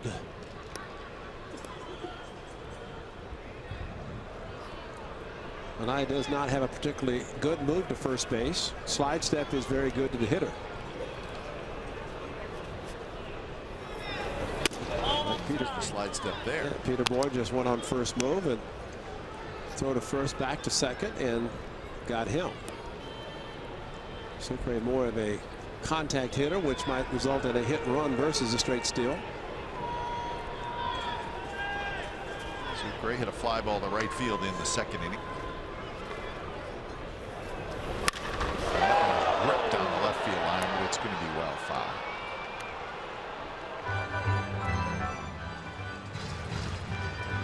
It seems like Manaea, he just doesn't look real comfortable throwing the ball to first.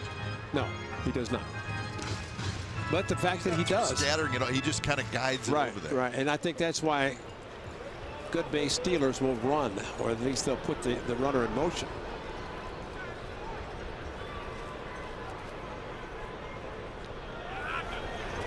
See, he just kind of gooses it over there. Right.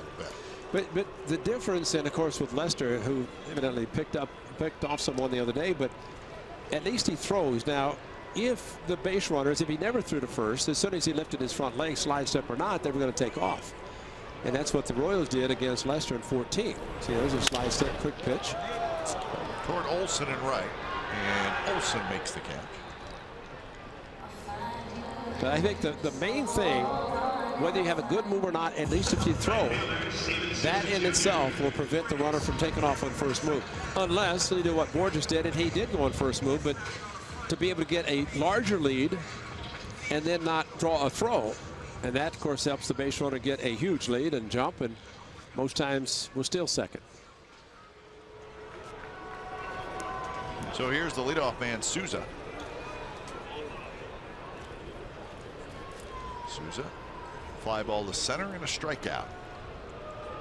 One away here in the bottom of the fifth. He's clinging to a 2-1 lead. An off-speed pitch, and Souza swings and misses.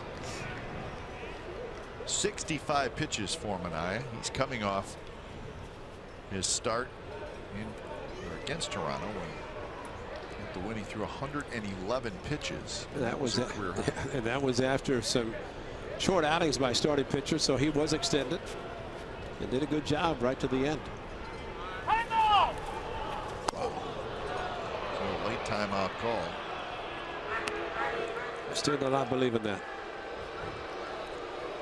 Still do not believe it.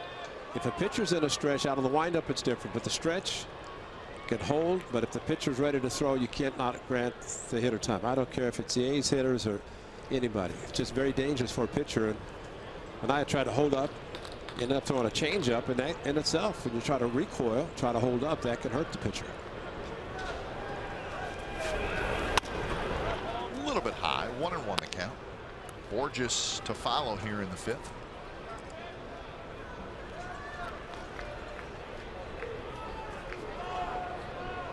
Manaea keeping a close eye on Malix Smith, who has not gone just yet. Get the feeling he wants to go. Not running there. Swing and a miss. 1-2. Souza not looking all that comfortable against Sean Manaea.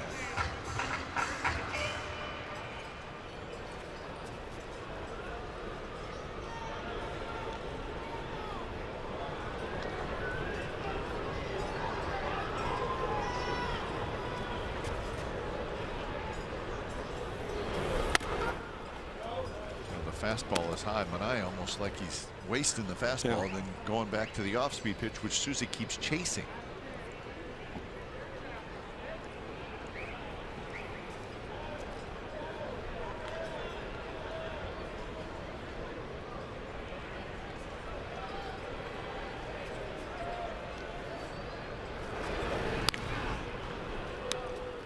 Smith doing his best to get a read on Manaea.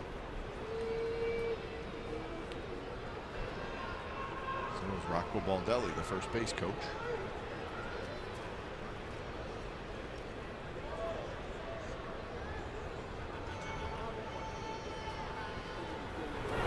Again not running, and again a swing and a miss.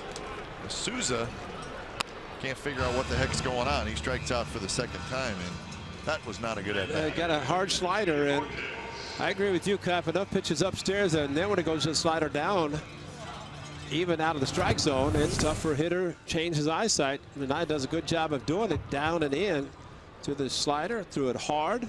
That was after a good heater upstairs, and it just looks so good from the hitter standpoint that they swing at it. And good slider to the big man. Swing and a miss. Here's Peter Borges. Borges has doubled and walked, and he has scored a run. So he's at a good night offensively, hitting in the second spot for the Rays.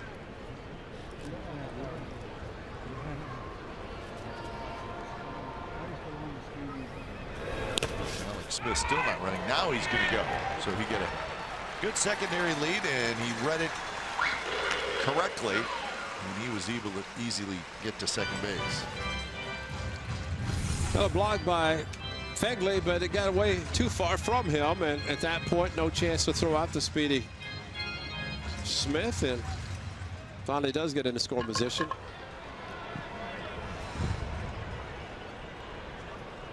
So now the count 1-1 to Peter Borges. Defense straight away for Borges.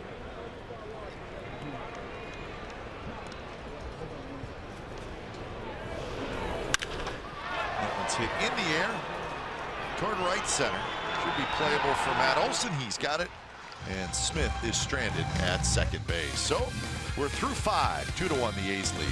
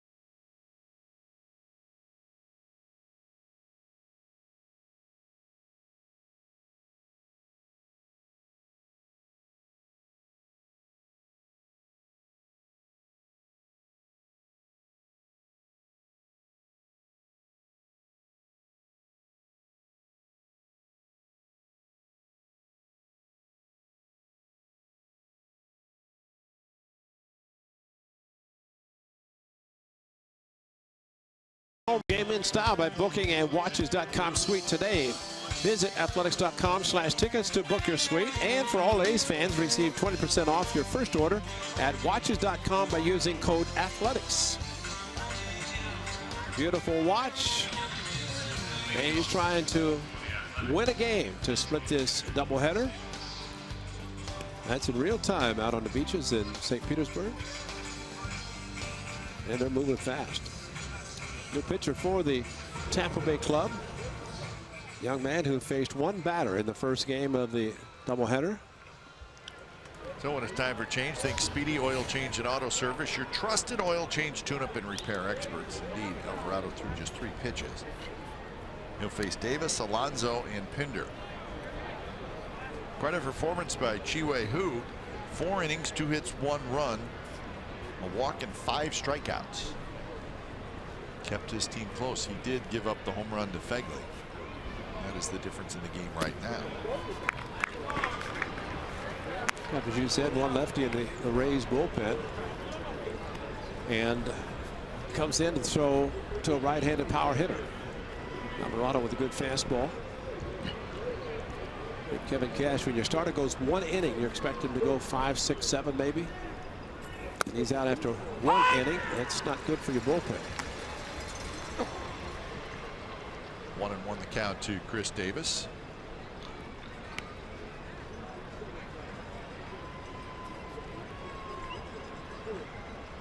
Davis 3 for 7 in the doubleheader.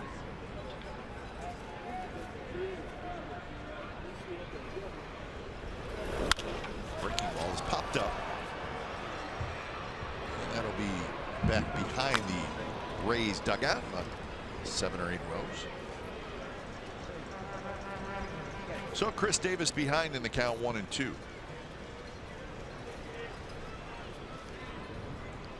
Somebody throws as hard as Alvarado does, he could possibly reach triple digits, but upper 90s, you have to be geared for that. If he throws any kind of a breaking pitch down, it's hard to hold up the swing.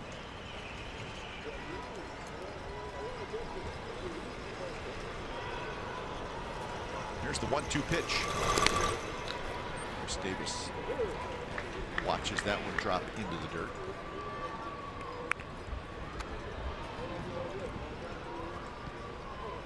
So no day-night doubleheader here in St. Petersburg. Lump them together, right? Well, it actually turned out to be one. It's just that they didn't clear the stands. But as long as the first game was, by the time the nightcap started, it's pretty close to regular starting time. What, 6:54 was the starting time of game 2, which some 20 minutes before a normally scheduled game. Done doubleheaders before where they are split doubleheaders. Stomper got Raymond. He said he was going to get him as a payback. He got him. Stomper and Raymond are good friends. Stomper, he didn't tell me. He just wrote it down. I didn't know you were that tight with Stomper. Yeah, Stomper. Yeah, he flew all the way from Oakland to be here, man. He was not on the charter. No, not that good. That one is ripped to right center field, and that will get down. Smith cuts it off, stumbles a little bit, fires it back in, and Davis will hold at first with a long single. Chris Davis maybe starting to heat up.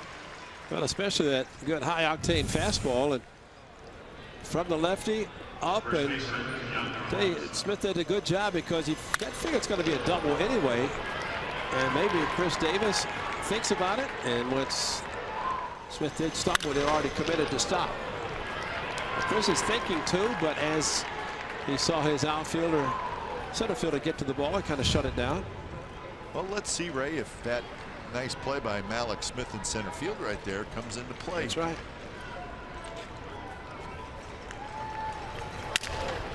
A little flare, and that's going to be a hit. Yonder Alonso's got a couple of those tonight. He's okay with that. Well, lefty on lefty, take it. So 2 hits the inning, 2 opposite field hits. Big man throwing fastballs, and Yonder got jammed a little bit at 98 and on the handle. Sacrifice a bat, he'll take it.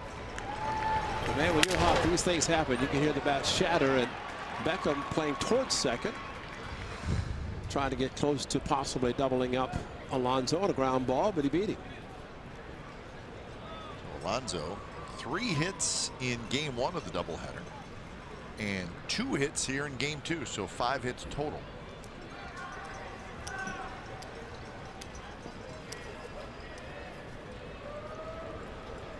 The infielders going through the signs. Doug Eddings had the first game off. Did you see him hustle out to the mound?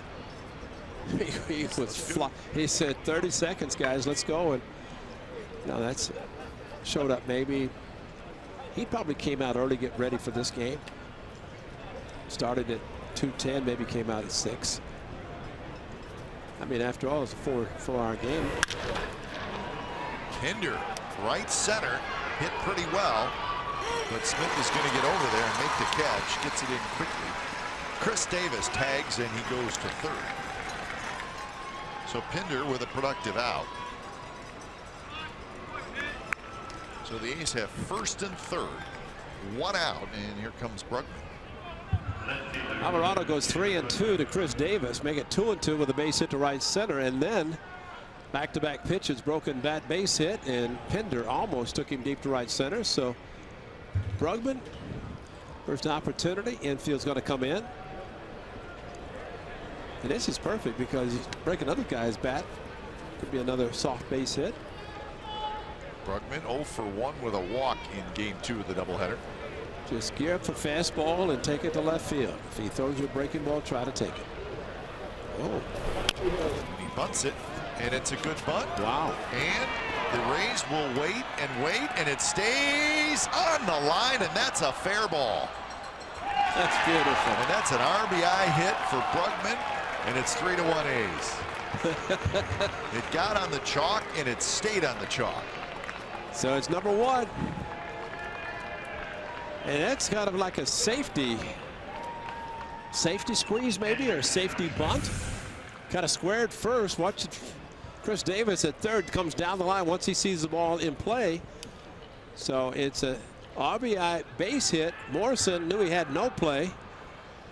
Bergman got the hands behind the bat. Down the line. Morrison just hoping that it would go foul and never did. Stayed on the line. Fire the ground coup. Oh. Family, they're all saying, yeah, first RBI and a big one. Fegley with a base hit to right field. Here comes Alonso. Souza's throw, and Alonso will be held. So 4 hits in the inning for the A's. And they have the bases loaded. Shortstop,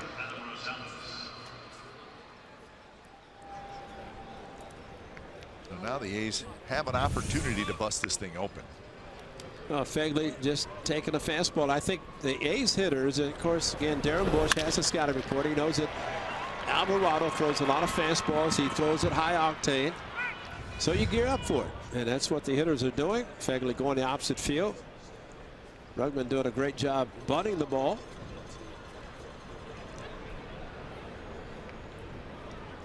First major league run batted in for Jacob Brugman. What a series he has had last night, a couple of games today.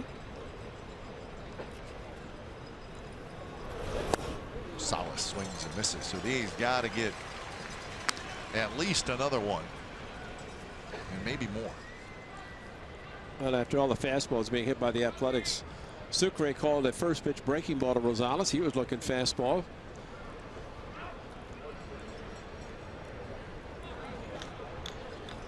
Salas has struck out and fouled out. Alonso at third, Brugman at second, Fegley at first. Right side of the infield is wide open. Now 2-2. Back-to-back perfectly thrown curveballs.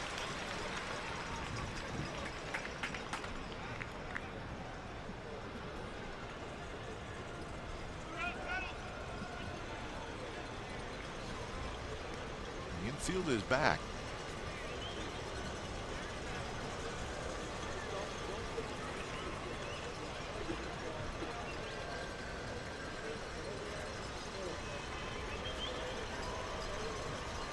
Do it again. Nice block by Sucre. So the count 1-2. So Alvarado has opened the door for the A's here in the top of the 6th. 3 consecutive breaking pitches to Adam Rosales, and Rosie's got to be licking his chops thinking he's going to throw heaters and I'm going to jump on it. It's nothing but breaking pitches. Fegley saw first pitch fastball. Brugman.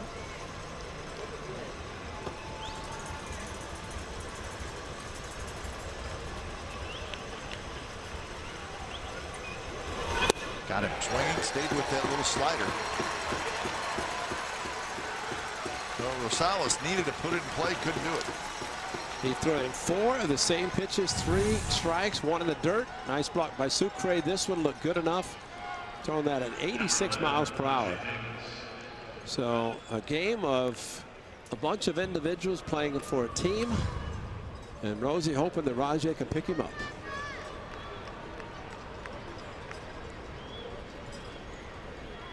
Rajay Davis is 1 for 3.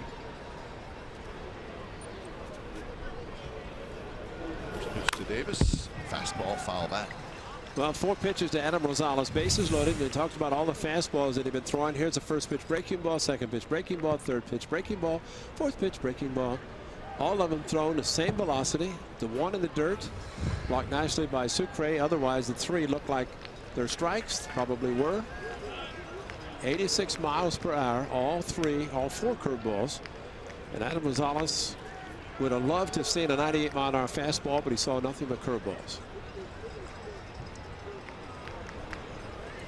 So 0-1 to Raj Davis.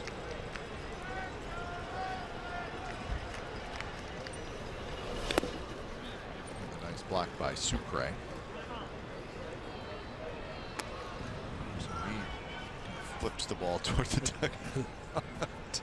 You know, you see catchers do that, and they have to make sure that the umpire grants time, because they can throw the ball in the dugout if the ball's live.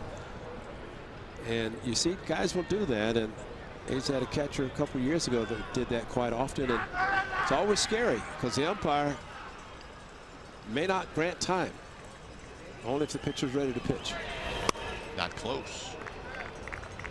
So now it's 2-1. Rajai Davis has got the count back into his favor. These have scored one run here in the sixth, but they're hoping for more. They've had 4 singles in this inning.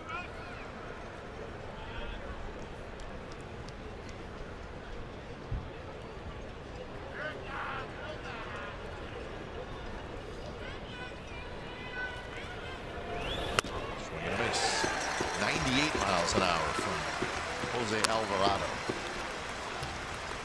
Ajay asking about a strike, but he expanded the strike zone, and now he's kind of in that mix of probably will throw a fastball. If he throws a curveball and misses, that's when you have to figure he's going to get a fastball. So Sucre has shown that he can block the ball. He may call for a curveball, thinking that if he throws in the dirt, I'll block. 2, I think that's a curveball.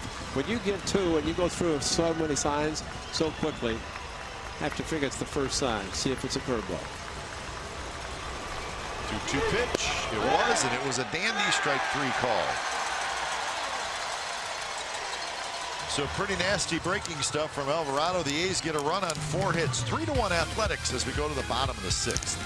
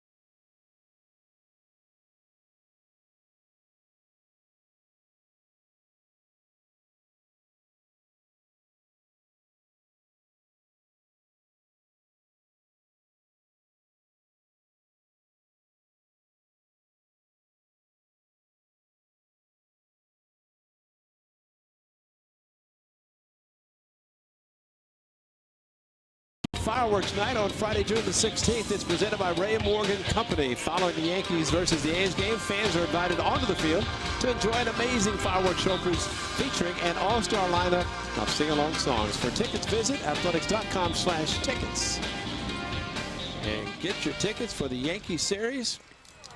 Cap, I figured out who Raymond is.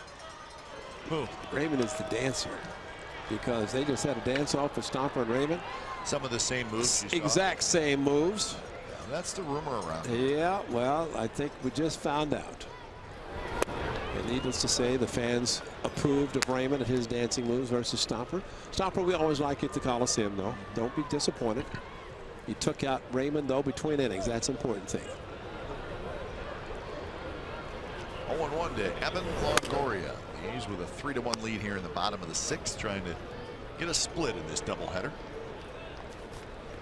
I did some research doubleheader for you, Ray. Yeah. I did this for you specifically. For you, my good friend, and my broadcast partner. So because we're playing a doubleheader today, doubleheaders are a big deal,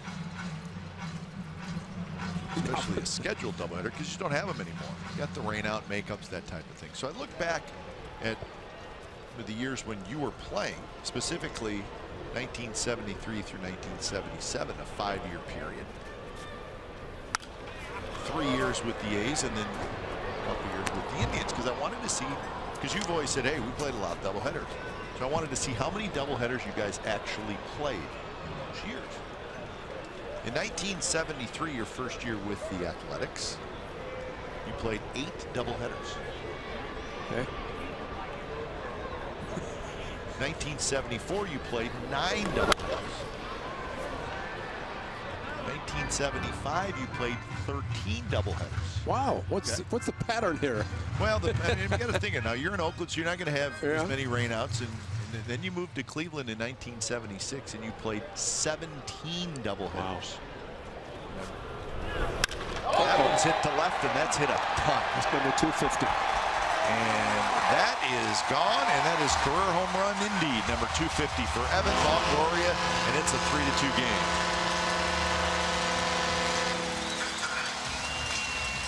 Wow.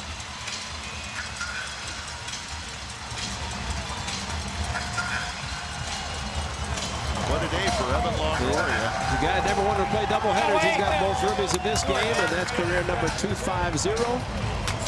Came up with 2008. Was in the home run derby as a rookie, and hit home runs like that. That's a slow slider that came right into his wheelhouse. He knew it was gone. You hit 250, you have a pretty good idea. He's got 5 hits and 3 RBIs in the doubleheader. Here is Logan Morrison.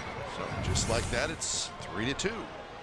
Well, we saw what he did against Liam Hendricks, the fastball down and in. Of course, he stands very upright, and against Hendricks, drove a fastball down the left field line. This, the breaking ball, might have hit the facade up where it says, journalism that matters, because it was crushed.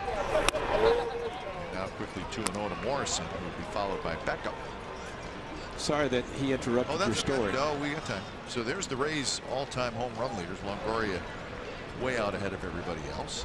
Interesting names on there. Ben Zobrist's name on there. Matt Joyce is 8th. Johnny Gomes is 9th. And 2 through 10 will never hit another one for the Rays. They're all gone. Outside, 3-0 to Morrison. 81 pitches for Sean Manaea. They're stretching down in the A's bullpen, but nobody's thinking about getting up just yet.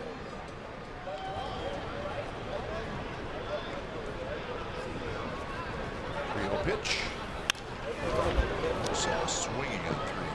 So what I was saying is, so you get to Cleveland in 76, you play 17 doubleheaders. 1977, you played 19 doubleheaders. Now these are not all scheduled doubleheaders. There's some rainouts. 19 doubleheaders in one season. And your brother played every one of them. Well, yeah, that's a lot, and. But a lot of those were, at least half of those were scheduled. Right. Pinder's going to grab it and make sure he doesn't get hit by the bat. So that's out number 1. But the point I was making is those were not day-night doubleheaders. No. Those are doubleheaders back-to-back. Right. 20 minutes in between each play. So why do they do it now? Why does it have to be this day-night doubleheader, right? And you're going to see a fractured bat here, a ball that goes maybe the bat almost as far as the broken bat. The ball, fortunately, I mean, if Pinder's playing normal position, that's really a scary scene, but he's playing in right field. Get out of the way. Kai, there's a song called Money, Money, Money, Money. Because if you think of 19 doubleheaders, that's essentially 38 games, right? So 2 times the 19's 38. So you take 19 games versus 38. Sure. And that's what it's all about right now. And you're looking at money and revenue sharing, a lot of different things, but I mean, when you're drawing it, at one time, if you drew 800,000 people, you could break even for all your season, your expenses, your payroll, everything. If you draw 800,000 now, you're in trouble. Because if you, I mean, you're hoping $1.5 million to $3 million. $3 million, you're going to make money, but it's a totally different world with payrolls and everything. And I think teams have to maximize. And I think in today's game, that's why the approval had to come from Major League Baseball, from both teams, probably the Players Association, because you're affecting the gate, you know, and minimal as it may be, playing here in Tampa Bay or St. Petersburg, it's still basically one gate today for 2 games. In 1975, the overall average attendance in Major League Baseball per game was 15,000. Wow. 15. So that's the point you're making. Exactly. Is it wasn't as big of a deal back then to get that second gate. That one is lined in a backhanded play by Healy. Nicely done. So Beckham had extra bases on his mind, but Healy with a nice play. Well, this taking a double away from Beckham if he doesn't make the play. Nice play, though, by the A's third baseman, who has played third. He's played first and DH. So DH in the first game, third base in the second game. You remember last year it came up in 74 games. He played 73 at third. So with 2 outs, here's Robertson. Robertson swings and misses. I remember one doubleheader we had with Kansas City in Oakland. Monty Moore brought out the dinger. And it was, I think it was a catfish and Vida, back-to-back starts. Just obliterated Kansas City. It didn't have a chance. You know, both of them pitched so great. Home runs were hit. Of course, Monty went crazy with the dinger. Of course. You know, but it was just one of those games or nights. And those games went fast, too. It's not. And when Longoria talked about 6 hours, you could play a doubleheader in that period of time. Maybe 4 hours. Oh, my gosh. You know. Plus, I mean, it was, you guys got after it as soon as game 1 was over. It was 20 minutes. 20 minutes. That's it, yeah. We're looking for pizza in the press room either. But you think about it, that if the average attendance in 1975 is 15,000 a game, well, now it's the average attendance last year was 30,000. Yeah. So there you go. That's the difference. So a strikeout for Robertson, but a home run for Longoria, his 9th of the year. It's now 3-2.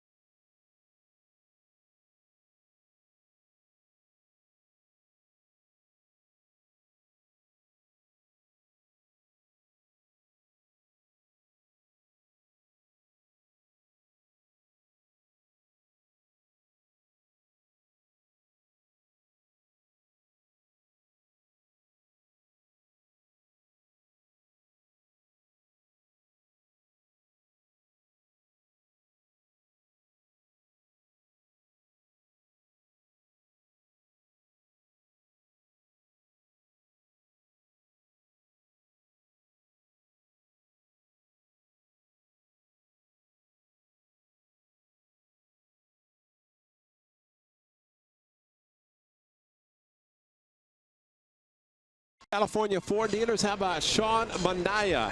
Not Manaea as pronounced by here, but it's called Manaea. He's done a great job giving up a couple of runs, but his club has scored him 3, so he has a lead heading into the 7th inning. But good high fastball. Probably the pitch down and in to Longoria that he hit his home run, 250th home run. Maybe one of the worst pitches, a slow breaking ball right into the wheelhouse. But Sean Manaea, 6 solid innings. Probably has one more in him. You know, the snack getting ready to go out for the 7th inning, but 4 consecutive victories for the big, tall left-hander. sixth start since returning from the DL. This kid can throw hard.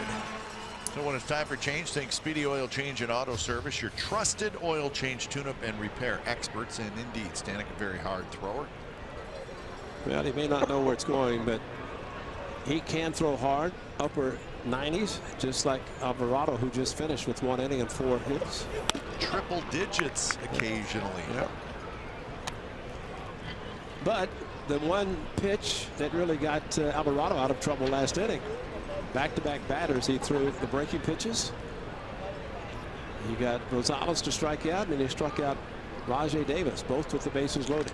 A's have struck out 8 times in 2 of the doubleheader. That one a little bit outside at 98 miles an hour.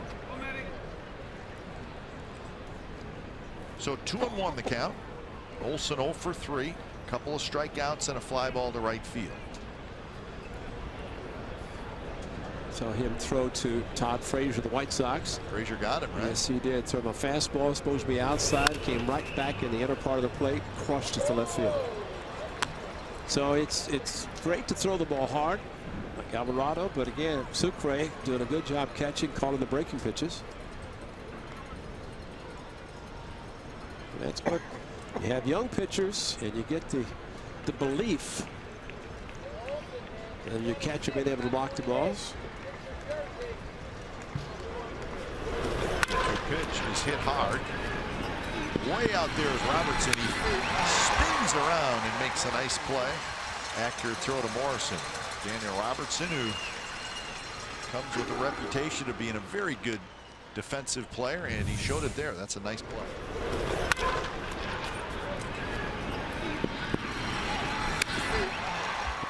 So Olson is retired.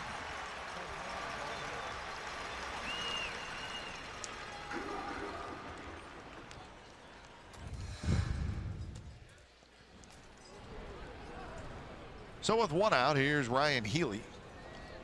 Healy had a base hit and a run scored in the first. He struck out in the third and hit a fly ball to center field in the fifth. So 1 for 3. He was 2 for 5 with a couple of RBIs in game 1 of the doubleheader. So all in all, he's had a good afternoon or a good day. He's been aggressive. He's hit the ball hard. Probably upset in his last one that's caught at the wall.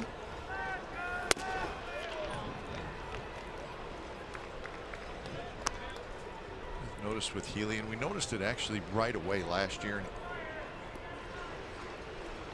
He gives you a good at bat almost every time. Yeah. He gets upset too when he doesn't do something positively. And this is a game when you're going to make a lot of outs, but he grinds every at bat. I agree with you. And that doesn't mean that he'll chase once in a while. All hitters do that.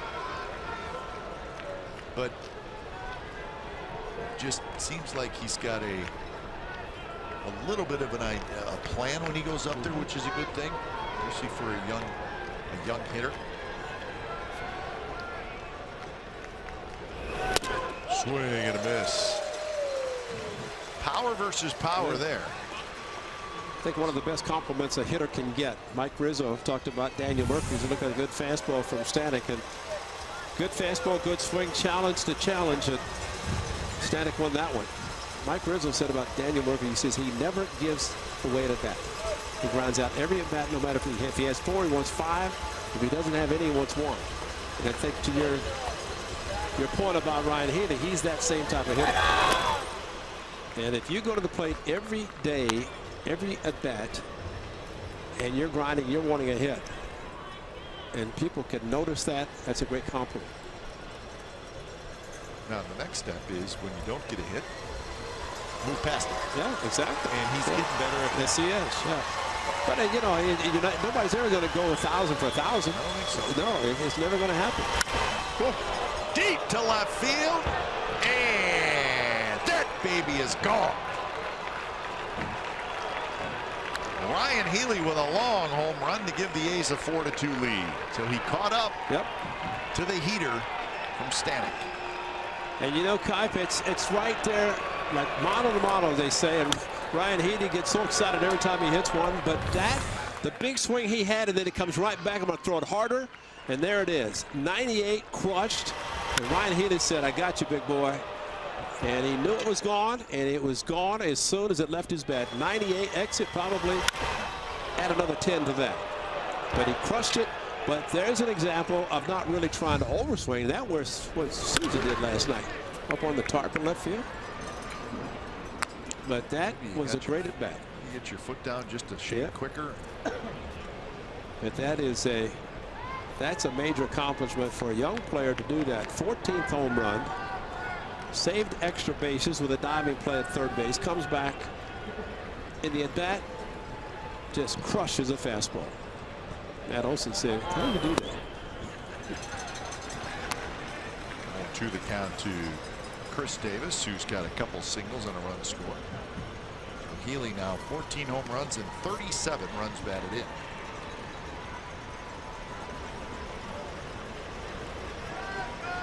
There's a case, Kipe, who talked about a guy could throw almost 100 miles per hour. You see the cutter? Look what he got.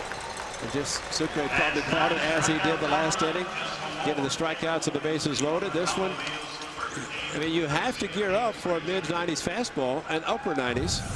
But he did. If he had done this to Ryan Healy, he'd have had one less run scored against him. But he tried to throw the fastball by him and couldn't do it. So 2 outs for Yonder Alonso. Should make a great point about his production and the way he's advancing as a hitter, and that's a major accomplishment for a young man to perform as well as he did last year. Well, he's never really looked overmatched at the plate, and sometimes rookies do look overmatched.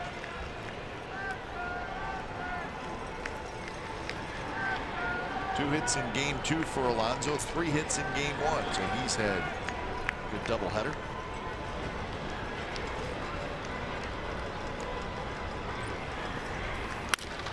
This one's grounded, backhanded. Robertson, throw, and Morrison cannot dig it out. Yonder Alonso will stay at first. So it's a base hit. Alonso has another 3-hit game. Watch Morrison at first. He tries to help by stretching and catching, could not do it. And there's a case where you stay on the bag. He could have come off and given the base hit, but he thought he could stretch, maybe scoop one and get the out. Alonso not able to advance to another base. 11 hits now for the A's. They had 16 hits in game 1 of the doubleheader. So with 2 outs, runner aboard. Here's Pinder. Pinder looking for his first hit in this game, and he drives on the right. Souza's going back. Souza's at the wall, and that baby's gone. Pinder goes the other way for a 2-run shot, and now it's 6-2 the A's lead.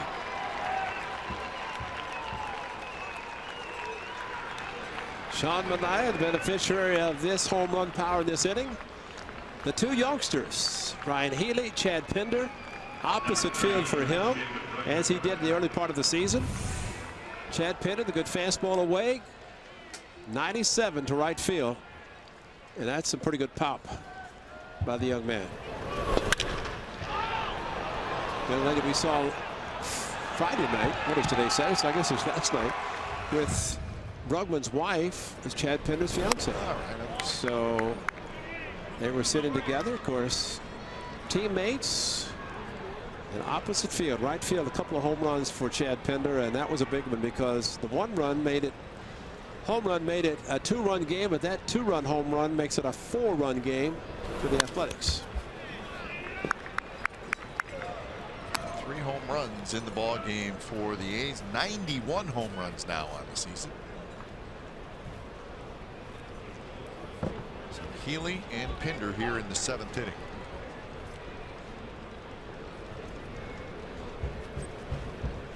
On the count to Brugman. Brugman has got a base hit. So Brugman is 2 for 3. So he's starting to settle in. He's got 4 hits in the doubleheader. A breaking ball coming down and into him, and what does he do? Goes down and gets it. 89. And Brugman, no stride, reaches out, pulls the ball for the first time other than the bunt that he hit down the first base line his last at bat, which was a smart play. So in this inning, first full year for Ryan Healy. Chad Pinder rookie, Brugman rookie, and those kids have accounted for the runs in this inning. It's impressive. So they're having fun.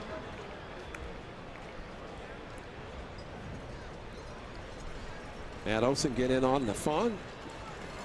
Everything's going to be good.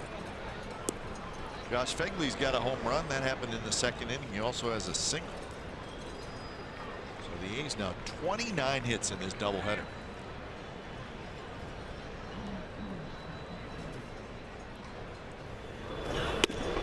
A little bit outside, 97 miles an hour. Ryan Stanek has got 2 outs. He's allowed 4 hits and 3 runs. And a 3-2 game quickly turned into a 6-2 game.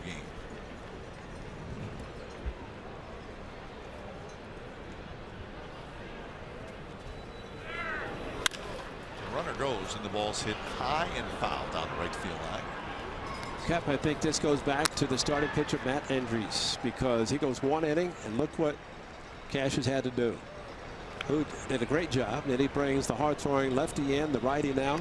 These guys throwing upper 90s with their fastballs, but as we always say, hitters are going to be able to hit a straight fastball. You put a wrinkle in it, have some movement, then a little bit more difficult, but I think we have seen in this with Ryan Healy and with Chad Pinder, a couple of fastballs that have been hit very hard. He goes, and it's a swing and a miss. Fegley strikes out. Side retired. So the A's hit a pair of home runs. It started with a long one from Ryan Healy. It's his 14th of the year. 3 batters later, Chad Pinder connected for his 8th home run of the year. So the long ball for the Athletics is back 6-2.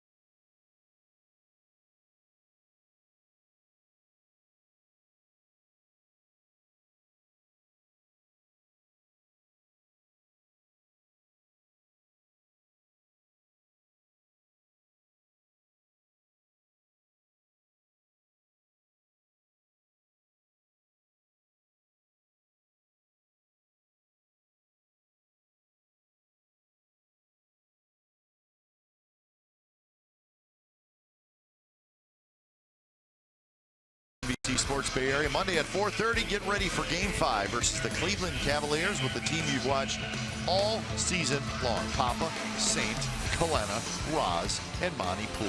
That's the group you want to be with. They will get you properly prepared to possibly celebrate.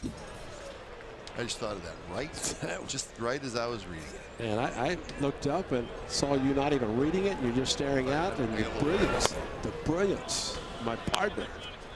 Got a little fired up. Wow. The Dubs. A team to get fired up about because they are good.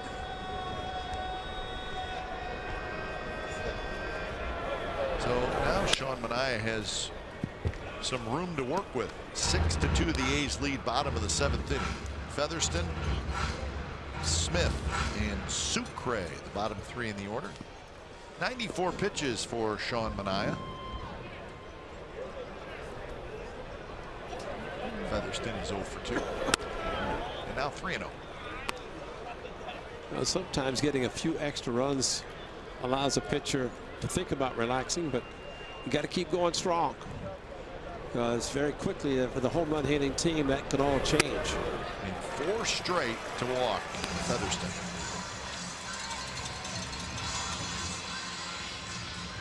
And that's the second walk by Manaea. Wow. So that guy's a fan of Vince Cotroneo. Did it say 1978? So Vinny graduated from high school in 1978. Vinny said, "What is that?" Vince Cotroneo. The guy is sitting by himself. So that means he doesn't have any other friends, except and Vince. He's trying to get Cotroneo as a friend. And Vinny says, "I have no idea who he is." Well, Vinny went to Vinny went to high school around here, right? Yes, he did. Central Florida. I don't even. Yeah. So we're in Vince Cotroneo land.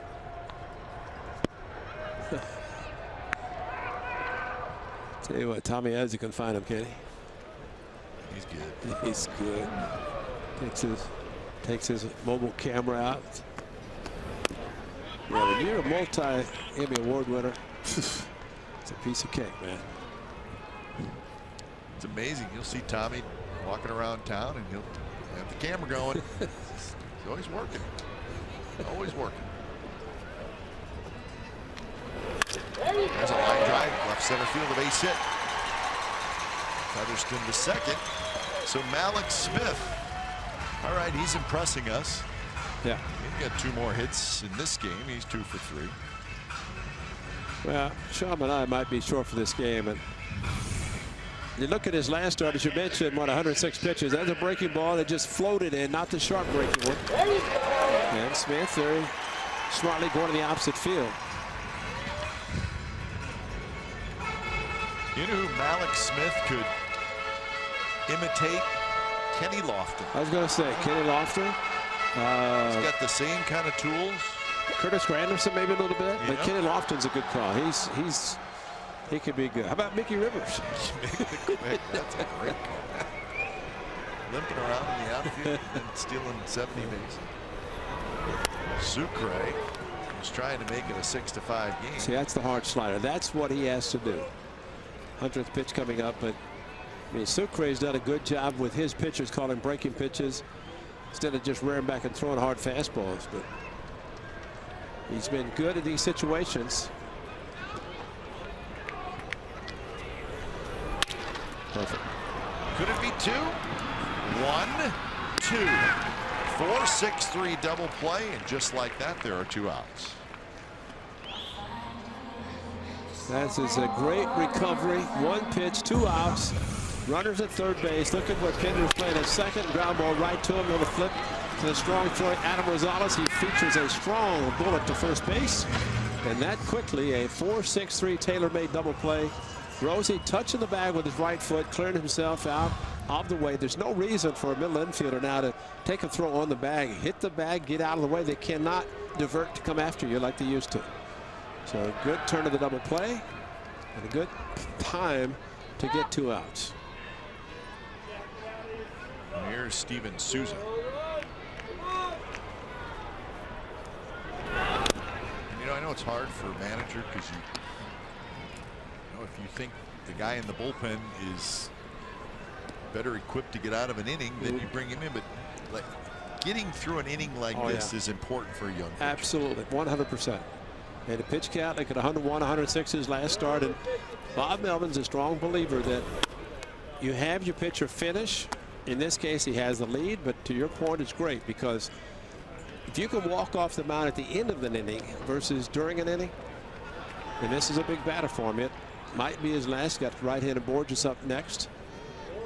And I think that's a great point. Try to finish it. Backhanded by Healy. Perfect. Throws across, and nice job by Sean Manaea. Gets the big double play ball, so we're through 7 from Tropicana Field. 6-2 A's lead.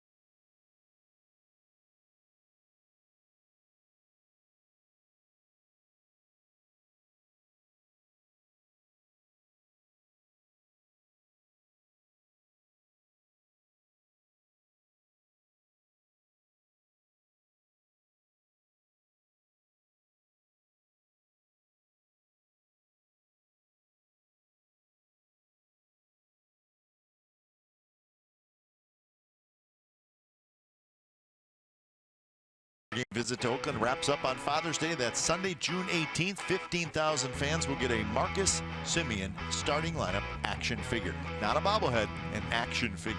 Presented by Ashby Lumber, Humboldt Redwood Company. Get tickets at athletics.com. Speaking of action figures, see who passed away today? Adam West. Yeah, I saw that. Yeah, that bums me out. That's right. A childhood hero. He had a long life. He did.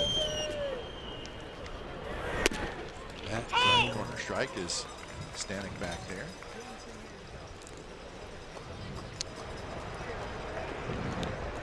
Doolittle may get an inning of work. That's good to see. Yeah, they featured on their diamond engineer Adam West a little bit earlier, before I think before the first game or whatever. But sad note. So 0-2 to Rosales, top of the 8th inning.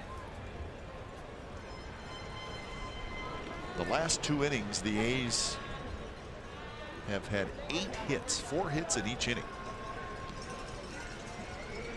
And 4 runs to boot. That makes it a lot better. Foul back just above us and to our right.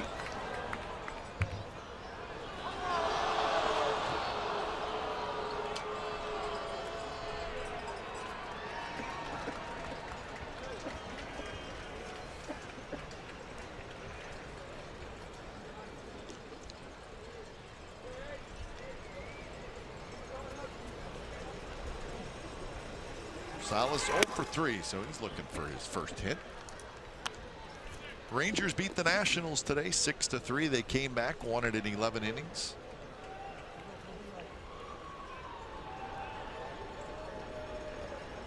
Astros beat the Angels 3-1 in Houston. Swing and a miss. Well, the struggles continue for Adam Rosales. He strikes out for the 3rd time. The A's have struck out 11 times in game 2. Good country fastball outside part of the plate, coming back a little bit. Adam at 98, and you know what's happening, he's not playing every day, which is going to complicate even more. Still playing solid defense, which he did in turning the double play last inning. So everybody wants to hit, but bottom line, you have to do the game defensively. If you can't do it at the bat, then you want to play very well when you're in the field. Now to the top of the order, Rajai Davis, who's 1 for 4. Blue Jays and the Mariners will get started in about a half an hour in Seattle. Good pitch. Stanek paints the outside corner. Yankees leading the Orioles. It's now 14-0 in the bottom of the 6th inning. Yankees scored 6 in the first, and they've just kept on scoring. They have 14 runs and 15 hits through 5 innings. And there's not a Yankee fan in that stands that's saying, calm down. They're saying, let's go. Any opposition in that AL East? That's right.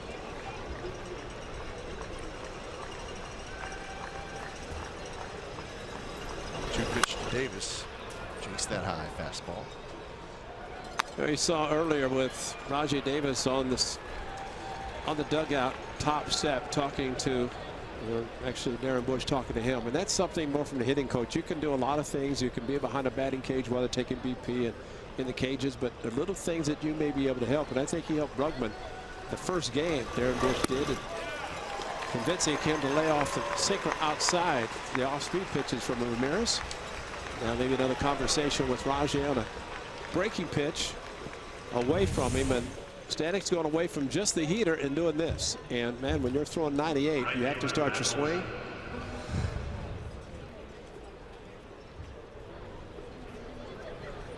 So with 2 outs, here's Olson.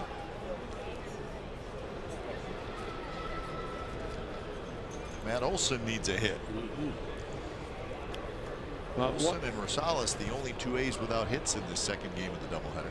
One of the problems he's going to have, and of course being a young man, going to spend a lot of time in the big leagues, but when they're employing the shifts, you hit a ball that you think's in the hole for a base hit, and all of a sudden there's your second baseman playing shallow right field. Yeah. It's going to take away some hits. And if you're kind of a one type of a hitter and hit into the shifts, it's going to drive you crazy. Well, we haven't seen Olson a lot. He's certainly, just watching him swing, he looks like a pull hitter. Yes, exactly.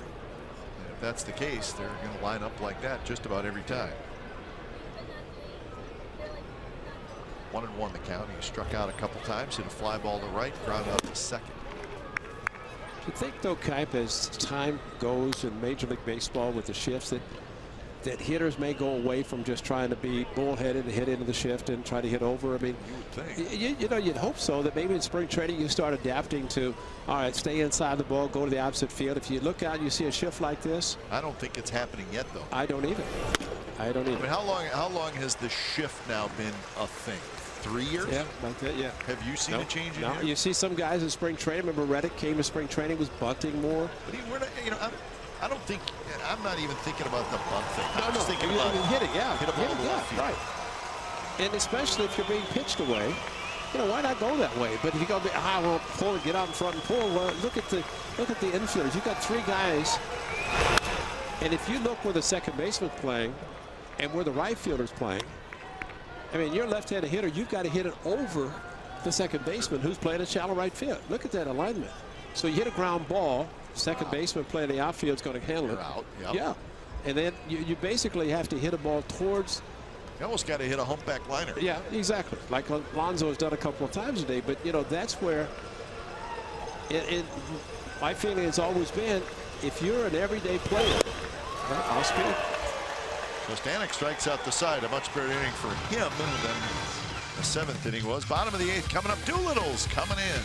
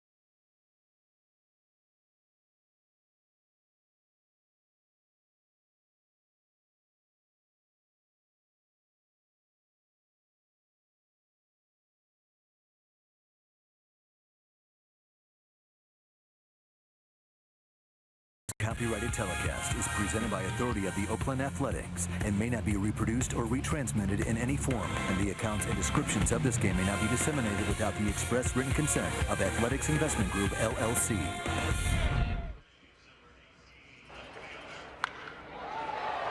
This game summary brought to you by your local Toyota dealers. 6-13-0 for the A's, 2-6-0 for the Rays. Sean and I are very good.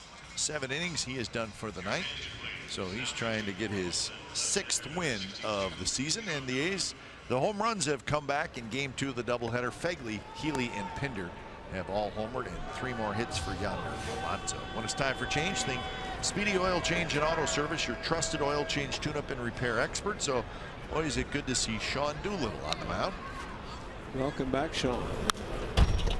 So he'll face Borges, Longoria, and Morris. So Doolittle back from the disabled list. He last pitched on the 29th of April in Houston. And on the 3rd of May, he was placed on the disabled list. Borges pops it up. Pinder out. Davis in. Pinder grabs it. He'll Peter Borges, who has been on base a couple times, is retired. Back-to-back 93-mile-an-hour fastballs. That's very encouraging for Sean Doolittle. Just rare back challenge. And Daniel Coulomb, who pitched in the first game, and probably, as we noted in the first game, you get a close game. You don't want to bring Sean Doolittle in. You want to bring him in this game. 4-run lead versus a 1-run lead at the time, or deficit. Not that Sean could not handle it, but you'd like to bring guys back a little bit slower.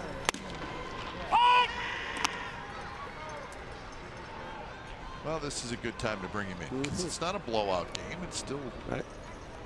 He's facing the 2, 3, 4 hitters for the Rays. You just have to. It is what it is with Sean Doolittle. You're always a little concerned about his arm, and I think he may not like it this way, but I think you do at times have to be a little bit careful with Sean. Absolutely, yeah. And maybe can't run him out there 3 days in a row. And let's not forget he was a first baseman. He's just learned how to pitch not that long ago. So it's good to see him doing well. And so far he's thrown 5 pitches, all fastballs, make it 6. And 93 very consistently. If you can do that, spot the fastball, it's got to be successful.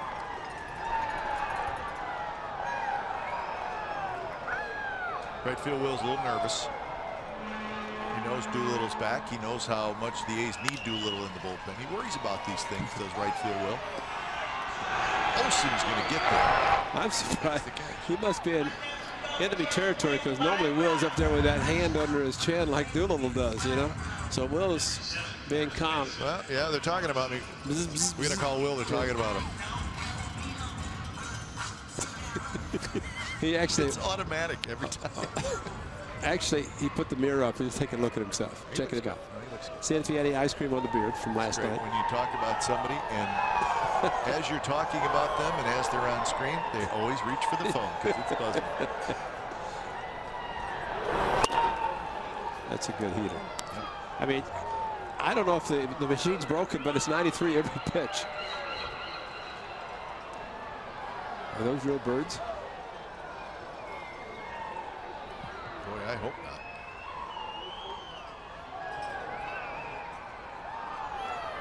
Because that noise they're making reminds me of the movie The Birds. I know. Farquhar's up again. He's going to pitch in every single game this year. 162 appearances. Man. 1-1 the count to Morrison, who has been hit by a pitch. He's grounded out and he's popped out.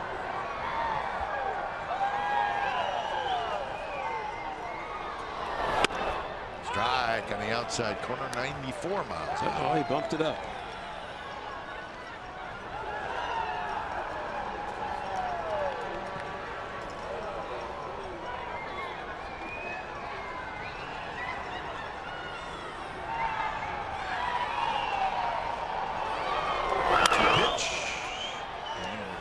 Emergency swing by Logan Morrison.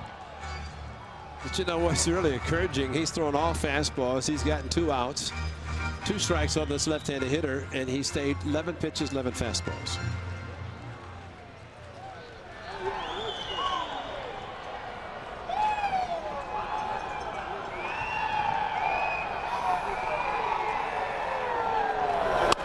Fastball is up and in.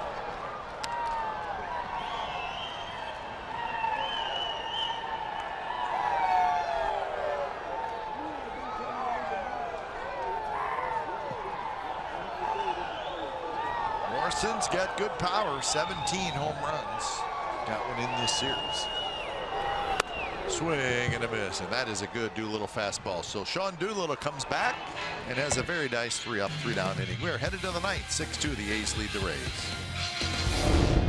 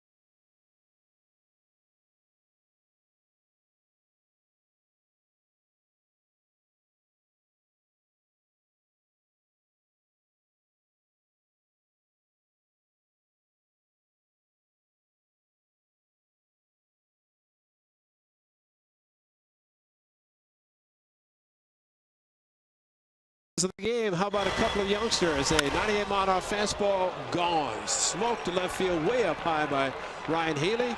And after a runner gets on base, Chad Pinder, first pitch hitting fastball opposite field.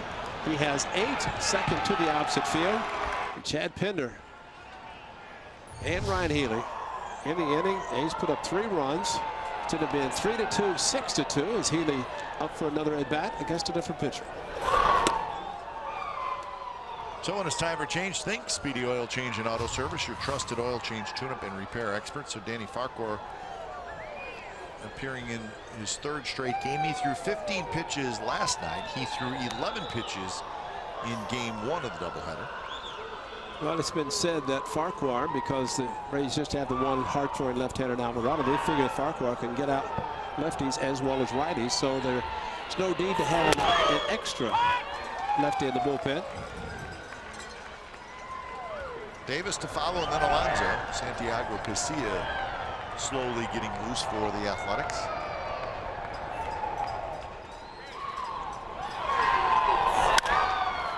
High pop-up. It's going to be Beckham who steps in front of Robertson and makes the catch.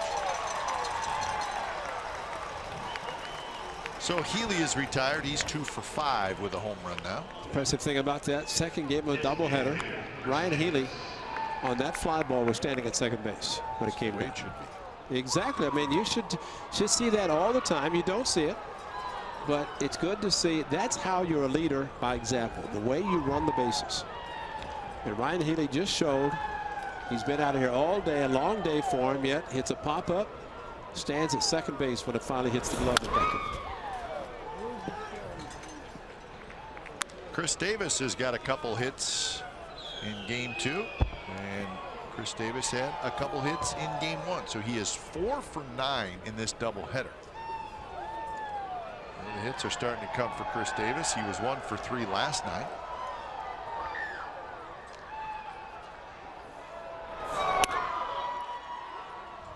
Starting to hit the ball to right field a little bit. Yep. That's always a good sign. Well, he's hitting line drives, and watching him in Oakland hit line drives to left center field for doubles top spin.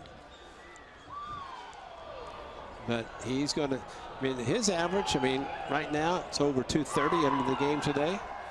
And that comes from hitting singles and doubles. He's going to hit his home runs. But as he mounts up the hits, the batting average, complete player. And that's a good thing to see.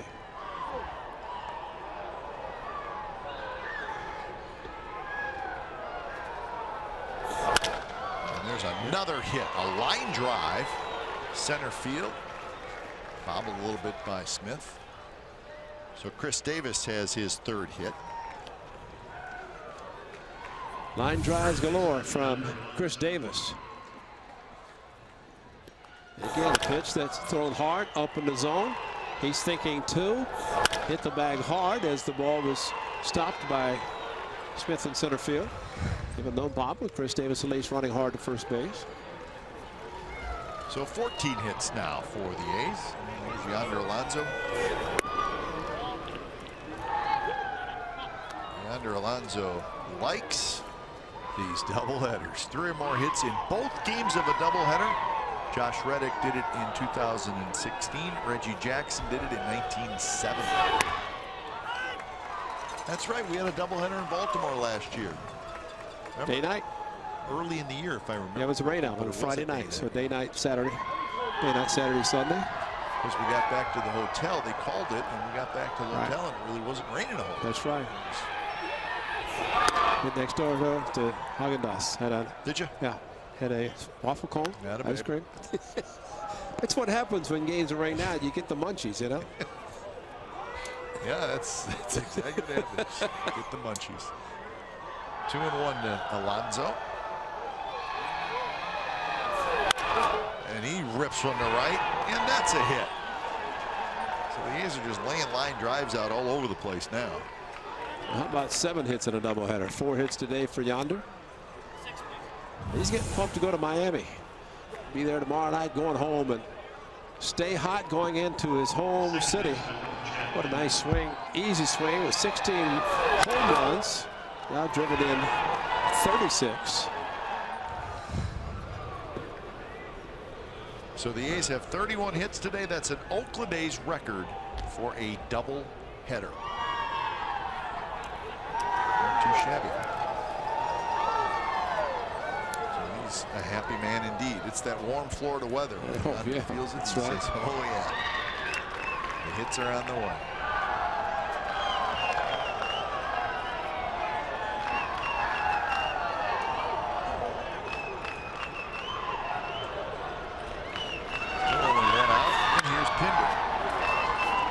Got to be ready with Farquhar. He does not take a lot of time when it comes to the set position. Almost a quick pitch, if you will, just as quickly as he comes to the set and throws.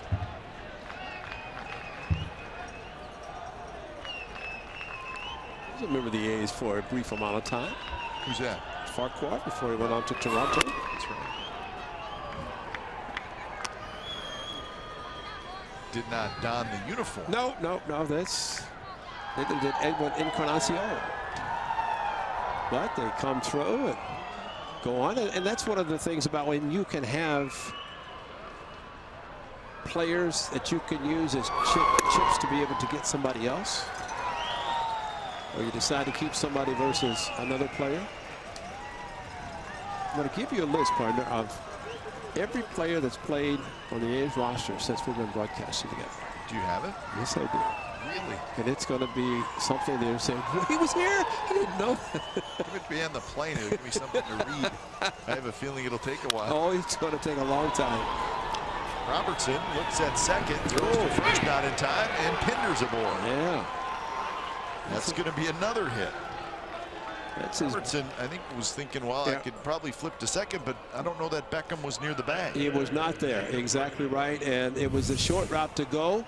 See where second baseman Robertson goes to the shortstop side, but ends up having to throw. Good hustle by Pinder and his former teammate and buddy as he hesitates momentarily, throws it hard, but not enough time as Pinder beat out an infield hit.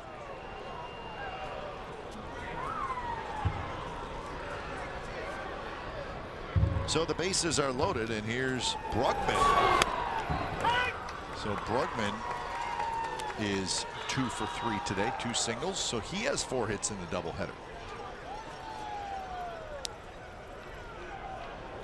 First major league RBI on a bunt. Perfect.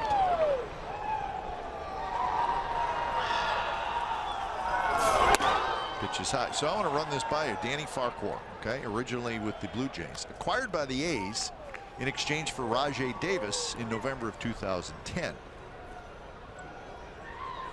And then the A's traded him back to the Blue Jays for David Percy in April of 2011. So he actually pitched in Sacramento briefly in 2011 for the A's. That one's headed to left center field, hit pretty well, and Borges tracks it down. But it's going to be a sacrifice fly as Chris Davis comes home. So a couple of RBIs for Jacob Brugman as he hit that ball pretty well and looked like he was actually out on his front foot a little bit. Well, he's got some opposite field power, and you can just see more and more how the young man is relaxed and getting some hits. And you're right, Kai. Gets out of the fastball away and just upper body strength to be able to drive the ball. Look at that, just a very, very minute stride. And I would say the Tampa Bay Rays looking over at the A's dugout and saying, these guys got some young kids just like us. And so future looks bright. Good to see. That's a smile on the skipper's face. That's rare. Can you take a picture of that, Delaire? Of the skipper smiling. That's a good thing to see. So 7-2 the A's lead.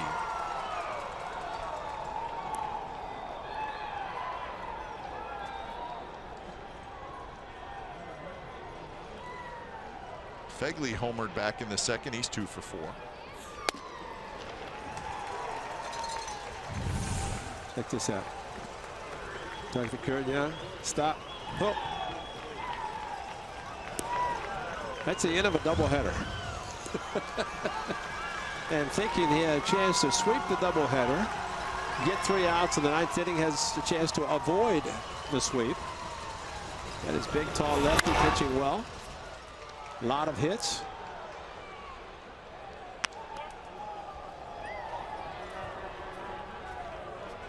day for Josh Phegley.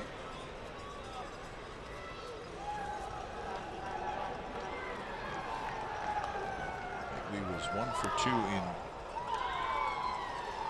game 1. He was the starter, then Vogt came in.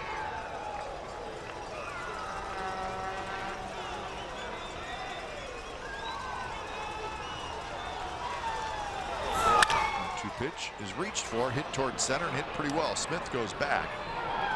Step onto the warning track, makes the catch, side retired. A run on 3 hits, another RBI for Brugman. So 7-2 as Casillas coming in.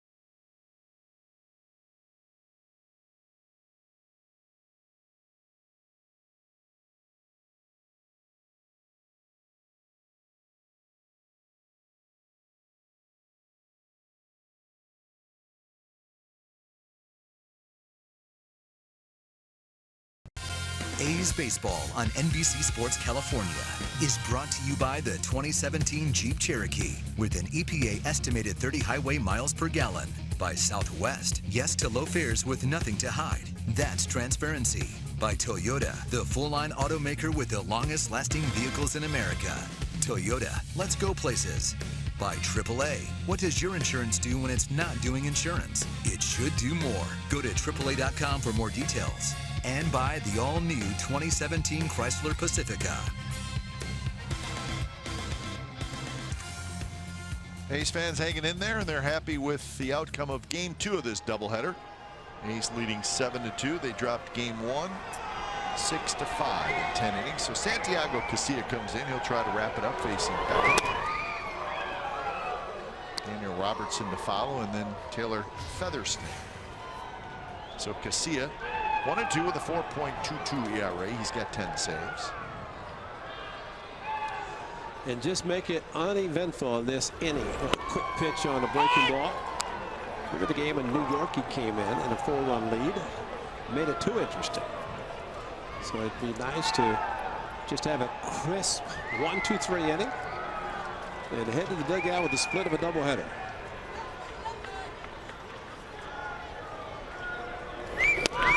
Pitch, good fastball. Beckham is 0 for 3 in this ball game. He was 2 for 4 with a couple of RBIs in game 1 of the doubleheader. So he's sitting on a 2 for 7 day.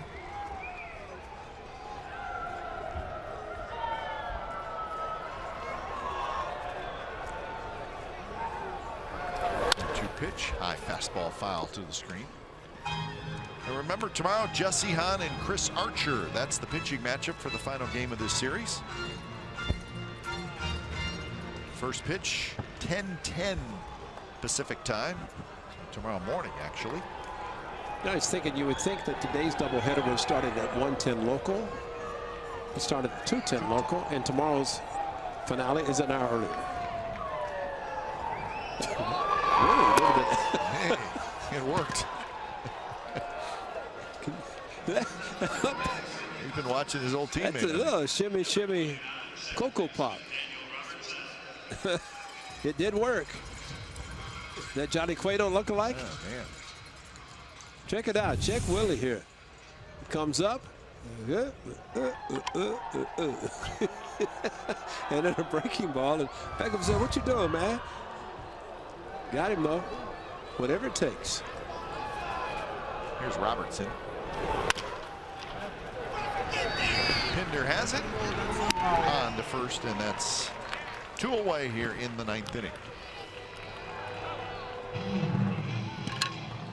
Today it's been Doolittle, Casilla following 7 very good innings by Sean Manaea. First game, 4 pitchers out of the bullpen. So Coppers, we talked last night and this morning how Zach Neal last night really taking it easy on the bullpen. So Bob Melvin had everybody to use out of the bullpen today in the doubleheader. And so far it's worked. Almost worked in the first inning. Our first game, but in this game, the starting pitcher going 7. And then 2 relievers to follow.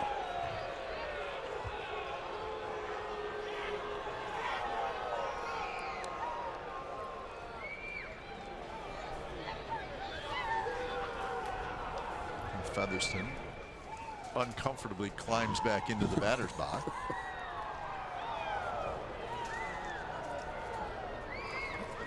Featherston walked in the 7th inning. He's also a fly ball to center and a ground out to short. Now the count 1-1.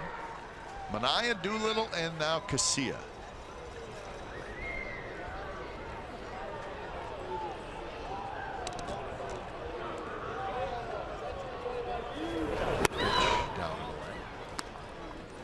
He's had a 1-0 lead after half an inning. Rays tied it at 1 in the bottom of the first. A's got a run in the second, and then it stayed 2-1 all the way to the 6th.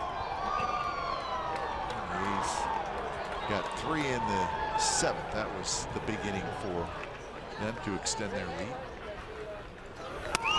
And who pitched very well, except for the home run by Josh Phegley. That's the difference in the game from his standpoint. He is the pitcher of record. Yeah, he's going to end up getting a loss, isn't he? Well, if the A's hang on, he would get the loss. Probably pitched better than any other pitcher. Yeah, that's right. Especially with out there today. Andrews coming out of the game early. The pitch is right on the corner, 3-2.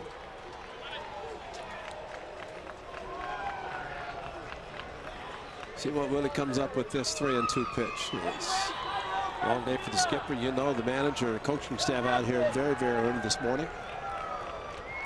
So if they could get a win in this nightcap, avoid a sweep, would be great. 2-pitch swing and a miss. He struck him out, and they do indeed get the win. So Casilla has a nice, easy 9th inning, and a good ball game for that young man, Jacob Brugman. A good day all around. He got his first big league hit, and the A's end up with a split in this doubleheader here in St. Petersburg. For game 2, the time of game was 3 hours and 6 minutes, and the attendance for the doubleheader today was 17,775. Final score in game 2, the A's 7, the Rays 2.